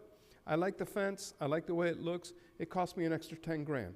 They can't take my house. They can't do anything about it. And they're just going to sit back for the next 25 years while I own the house. And because he's homestead. That guy's different. There's nothing we can really do about it. If you want to have your business owners maintain their properties, you've got to have some teeth in it. I'm not saying I have no desire to take away anybody's property whatsoever. None. But you don't have a choice. If you really want to have your regulations, have some teeth. And I want to say that tonight, the only reason that we're bringing this up for you, and I spoke with some of you, is that, I spoke with the manager. I felt that sending demand letters, even though we have the right to go ahead and do so, right, and tell them, demand them, and tell them, if you don't pay this, we can foreclose on you, without telling you first just didn't feel comfortable. You have to give, I want your direction and your blessing. And all I'm doing right now, and the only blessing I'm asking for is, let me send these demand letters out. If they don't respond, I'm going to come back to you. We're not going to take any action without coming back to the magistrate and coming back to you. If you say, Lorenzo, hold off, we hold off. I mean, we're not going to move forward. We can't. Yes, there's a motion and a second. Any further discussion want to on the clarify what motion? the issue Councilman is. Diegues. Yeah, just to kind of wrap it up for tonight, though, I think what the councilwoman's trying to do is just tell you to take the council members' guardrails comment into account. think and that's really ensure, important. And to ensure this due process beyond what already exists, right? Again, Agreed. yeah, this is not, and Yeah, there's plenty, 100%. as Raul can tell you, there's plenty of due process built into the foreclosure process system as it is. I think they've already talked about the demand letters as our own additional step that we're now adding to that, among others, potentially. Definitely in favor of you guys coming back to us on other stuff, but I understand your point, which is, that again, we're not going after people's primary home or anything. No. These are commercial in nature that we're pursuing, again, like the advanced auto parts. So, and again, people that are, quite literally using our, wiping their behinds with our rules and regulations, and in the process causing environmental hazard among, other sorts of damage, So again, again, everybody's got an obligation to be a good neighbor, and, we all have to follow the law. And again, this is not about the homeowner that Mr. Gastesi brought up. Nobody's primary residence and their Florida law is in jeopardy. So let's just be clear about that. And I just want to, and again, this is not about us going on a wild spree of just, pillaging and taking people's homes and other, commercial properties. This is about ensuring that everyone is following the law as they're supposed to. Correct. And getting them on the same level as everybody else that is abiding by the law. Correct, and to the councilman's point, and I think it's a good point, I'm hearing you, is, all right, so we get to that point, and let's suppose, worst case scenario, we have that, what are the processes? And we should start developing those processes now, earlier, rather than later. And I agree with you, we can come back with something.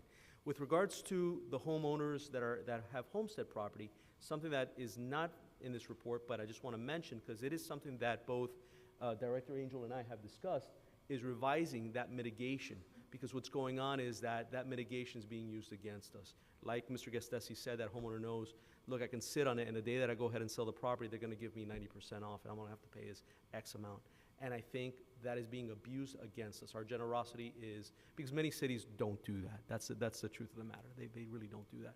So we may be coming back to you with certain ideas on how to deal with that, to treat people fairly, but also to kind of protect the town from people that are abusing our code. Just that, go ahead.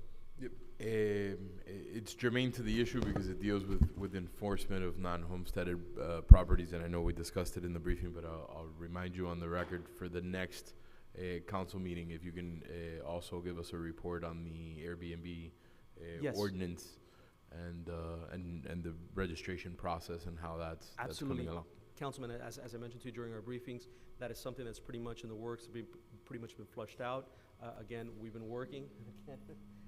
Director Angel's been very instrumental in that, and I think by April, we'll be able to report back. I appreciate that. Thank Without a you. problem.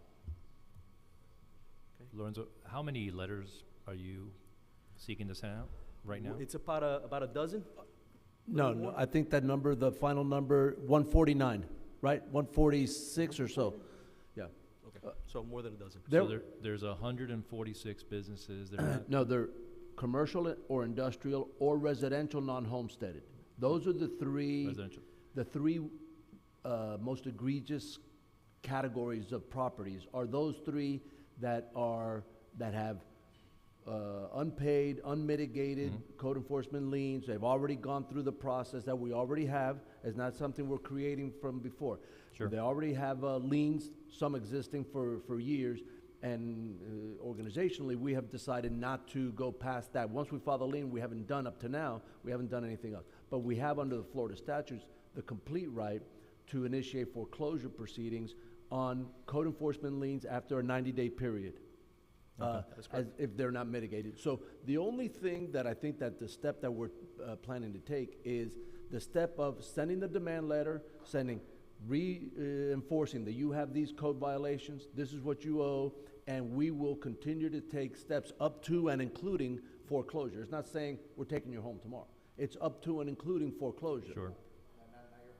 Your property, your property, up to and including foreclosure, and then hopefully that'll cause the line share. And I agree with Councilmember Collazo that the steps, if in the event, Lorenzo's 100% right, that the likelihood of us ending up with a piece of real estate is probably remote. But we may, right? So we have to have, how would we, the process, the proper we have to have process, teeth. We have how to do have we some teeth dispose behind of it. that property? And so for all of those steps, we will develop an administrative policy on all of the internal mechanisms that we have to have, the guardrails, the process, to make sure that nothing, ethically or morally or anything else is being charged against anybody in this organization. Mr. Manager, what is the breakdown? Is it majority non-homesteaded residential areas that make the bulk of the Danny, I of think, what was the properties? report, half and half? Yeah, so we had about 400 that had current code enforcement code enforcement liens that are filed in properties. I would say the majority of the homesteaded properties have probably complied. They just have never liquidated the lien, right?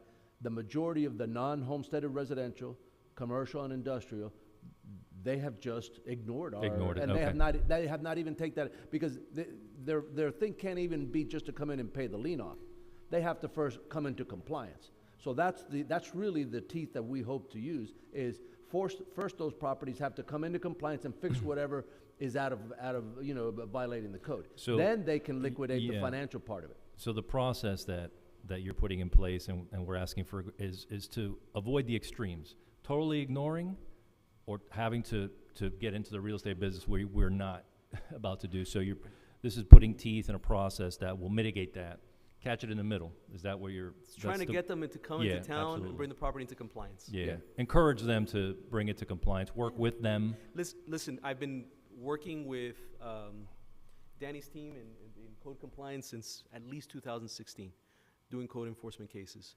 And I can say consistently the type of service that we're providing them, I mean, we're going to prosecute the case, right? We're going to move it forward. We want compliance. But we give them every chance in the book to give them time, give them payment plans, try to figure out a way that we can work with them. That's the goal of really of this town. And I think we're very good at doing that. The problem is some people are just flat out ignoring us. Listen. They're not coming before us. Put yourself in the position of a homeowner / voter who has a house next to him that's trashed, okay, owned by a business for profit, and they're not keeping it up, or they've got renters who are destroying the house and destroying the look of your community. I normally don't get involved in policy, but I don't see the reason why we have to be so tepid with these people that are not doing what they're supposed to do and are affecting the rest of us. I have lived in a house where someone did that for years, feeding raccoons. Yes. This is, one thing is foreclosing on someone's home. I get that. They're residents, they're voters and everything. I truly get that. But the business owners who decide to make, because they want to put a few extra dollars in their pocket to trash the rest of our community, that's what this is aimed at. And I get it. I do not want to become a real estate investment trust. I don't want to become a holding company for real estate. I don't want to do that at all. But if you don't really show teeth, it's going to be hard. And the ones who are going to pay the price are the people who live next door. I have a question about cost, right? Yeah. So our foreclosures and the foreclosure process costs money, correct? Yes. Are our attorneys' fees and costs recoverable? Yes. Okay. Yes, they are. There's going to be some upfront costs, right? Because we got to do title searches on these properties in order to make sure that we serve everyone if we get to that complaint stage. The idea is really to try to do everything that we can to really bring, again, the person in here without having to. But once we do, once we start working on the legwork for that foreclosure complaint, yes, we're going to have to incur and upfront those costs. We will try, we will do our best to recover them at the end from the homeowner. In the case that kind of led down this path, which is Discount Auto Parts. Yes. My understanding is the town has prevailed. Has the operation complied? No, because what happened in that case is that as I dug more into the weeds, the judgment was not a full judgment on the mortgage. It was a code enforcement judgment. So we've collected on part of the monies that are owed to us, but the property is still not in compliance and the property is still outstanding. So we are preparing to file. We've already done the title search, so we're getting ready to file a complaint against them. Okay, move forward on that. So it's a never-ending cycle in that particular property. I mean, you're going to go through the process again. This one, you're going to see the process as it starts. This is going to be the first foreclosure complaint, real one that we're going to have to take them and we're going to battle it out. Okay. I understand what the mayor's coming from, because I know he's living right now in a lull, so to speak, with not so many complaints coming in. The minute those letters go out, and I sympathize with his pain. 146 people are going to call his phone because they look to the mayor to solve all these issues. And I know he might have also a philosophical point on these takings, so to speak, but I just don't see how else you have teeth. And I say, if you receive these phone calls, what you tell them is, call Mr. Angel, call Mr. Cobiella, call Mr. Peterman, because we're not here to try again to take their house away. We're trying to bring them into compliance, and we will give them those tools and do whatever we need to do to work with them. But those that decide to ignore us, beware. The reality is that there's going to be 146 complaints, but there's 33,000 residents that are suffering because they live next to these properties, and they have a right to enjoy their quality of life as well. So they should not be continuously affected by a neighbor whose investment property is in disrepair, and we're not doing anything about it. So to whoever calls and complains, fix the problem. Get it resolved and the problem's over. I have the feeling once they speak to the mayor, they'll be calling all of us. Yeah.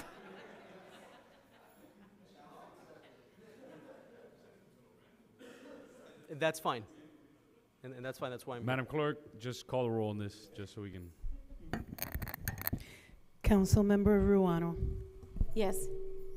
Councilmember Garcia. Yes. Councilmember Fernandez. Yes. Councilmember Dieguez. Yes. Councilmember Collazo. Yes. Mayor Sid. No. The motion passes.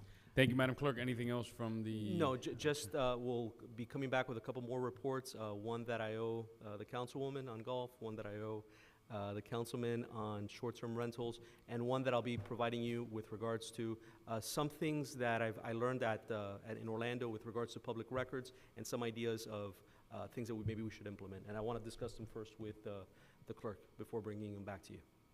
Thank you all. Yep, Councilman Collazo. Yes, thank you, Mayor. I do have a point of personal privilege. I wanted to recognize Cody Collazo for an outstanding game today. I was not able to go see his Little League game, but my understanding is that the Blue Marlins prevailed on a nail biter, and just wanted to congratulate him. Thank you. Cody. That's awesome. We'll see you all in March. This meeting in April. This meeting is adjourned.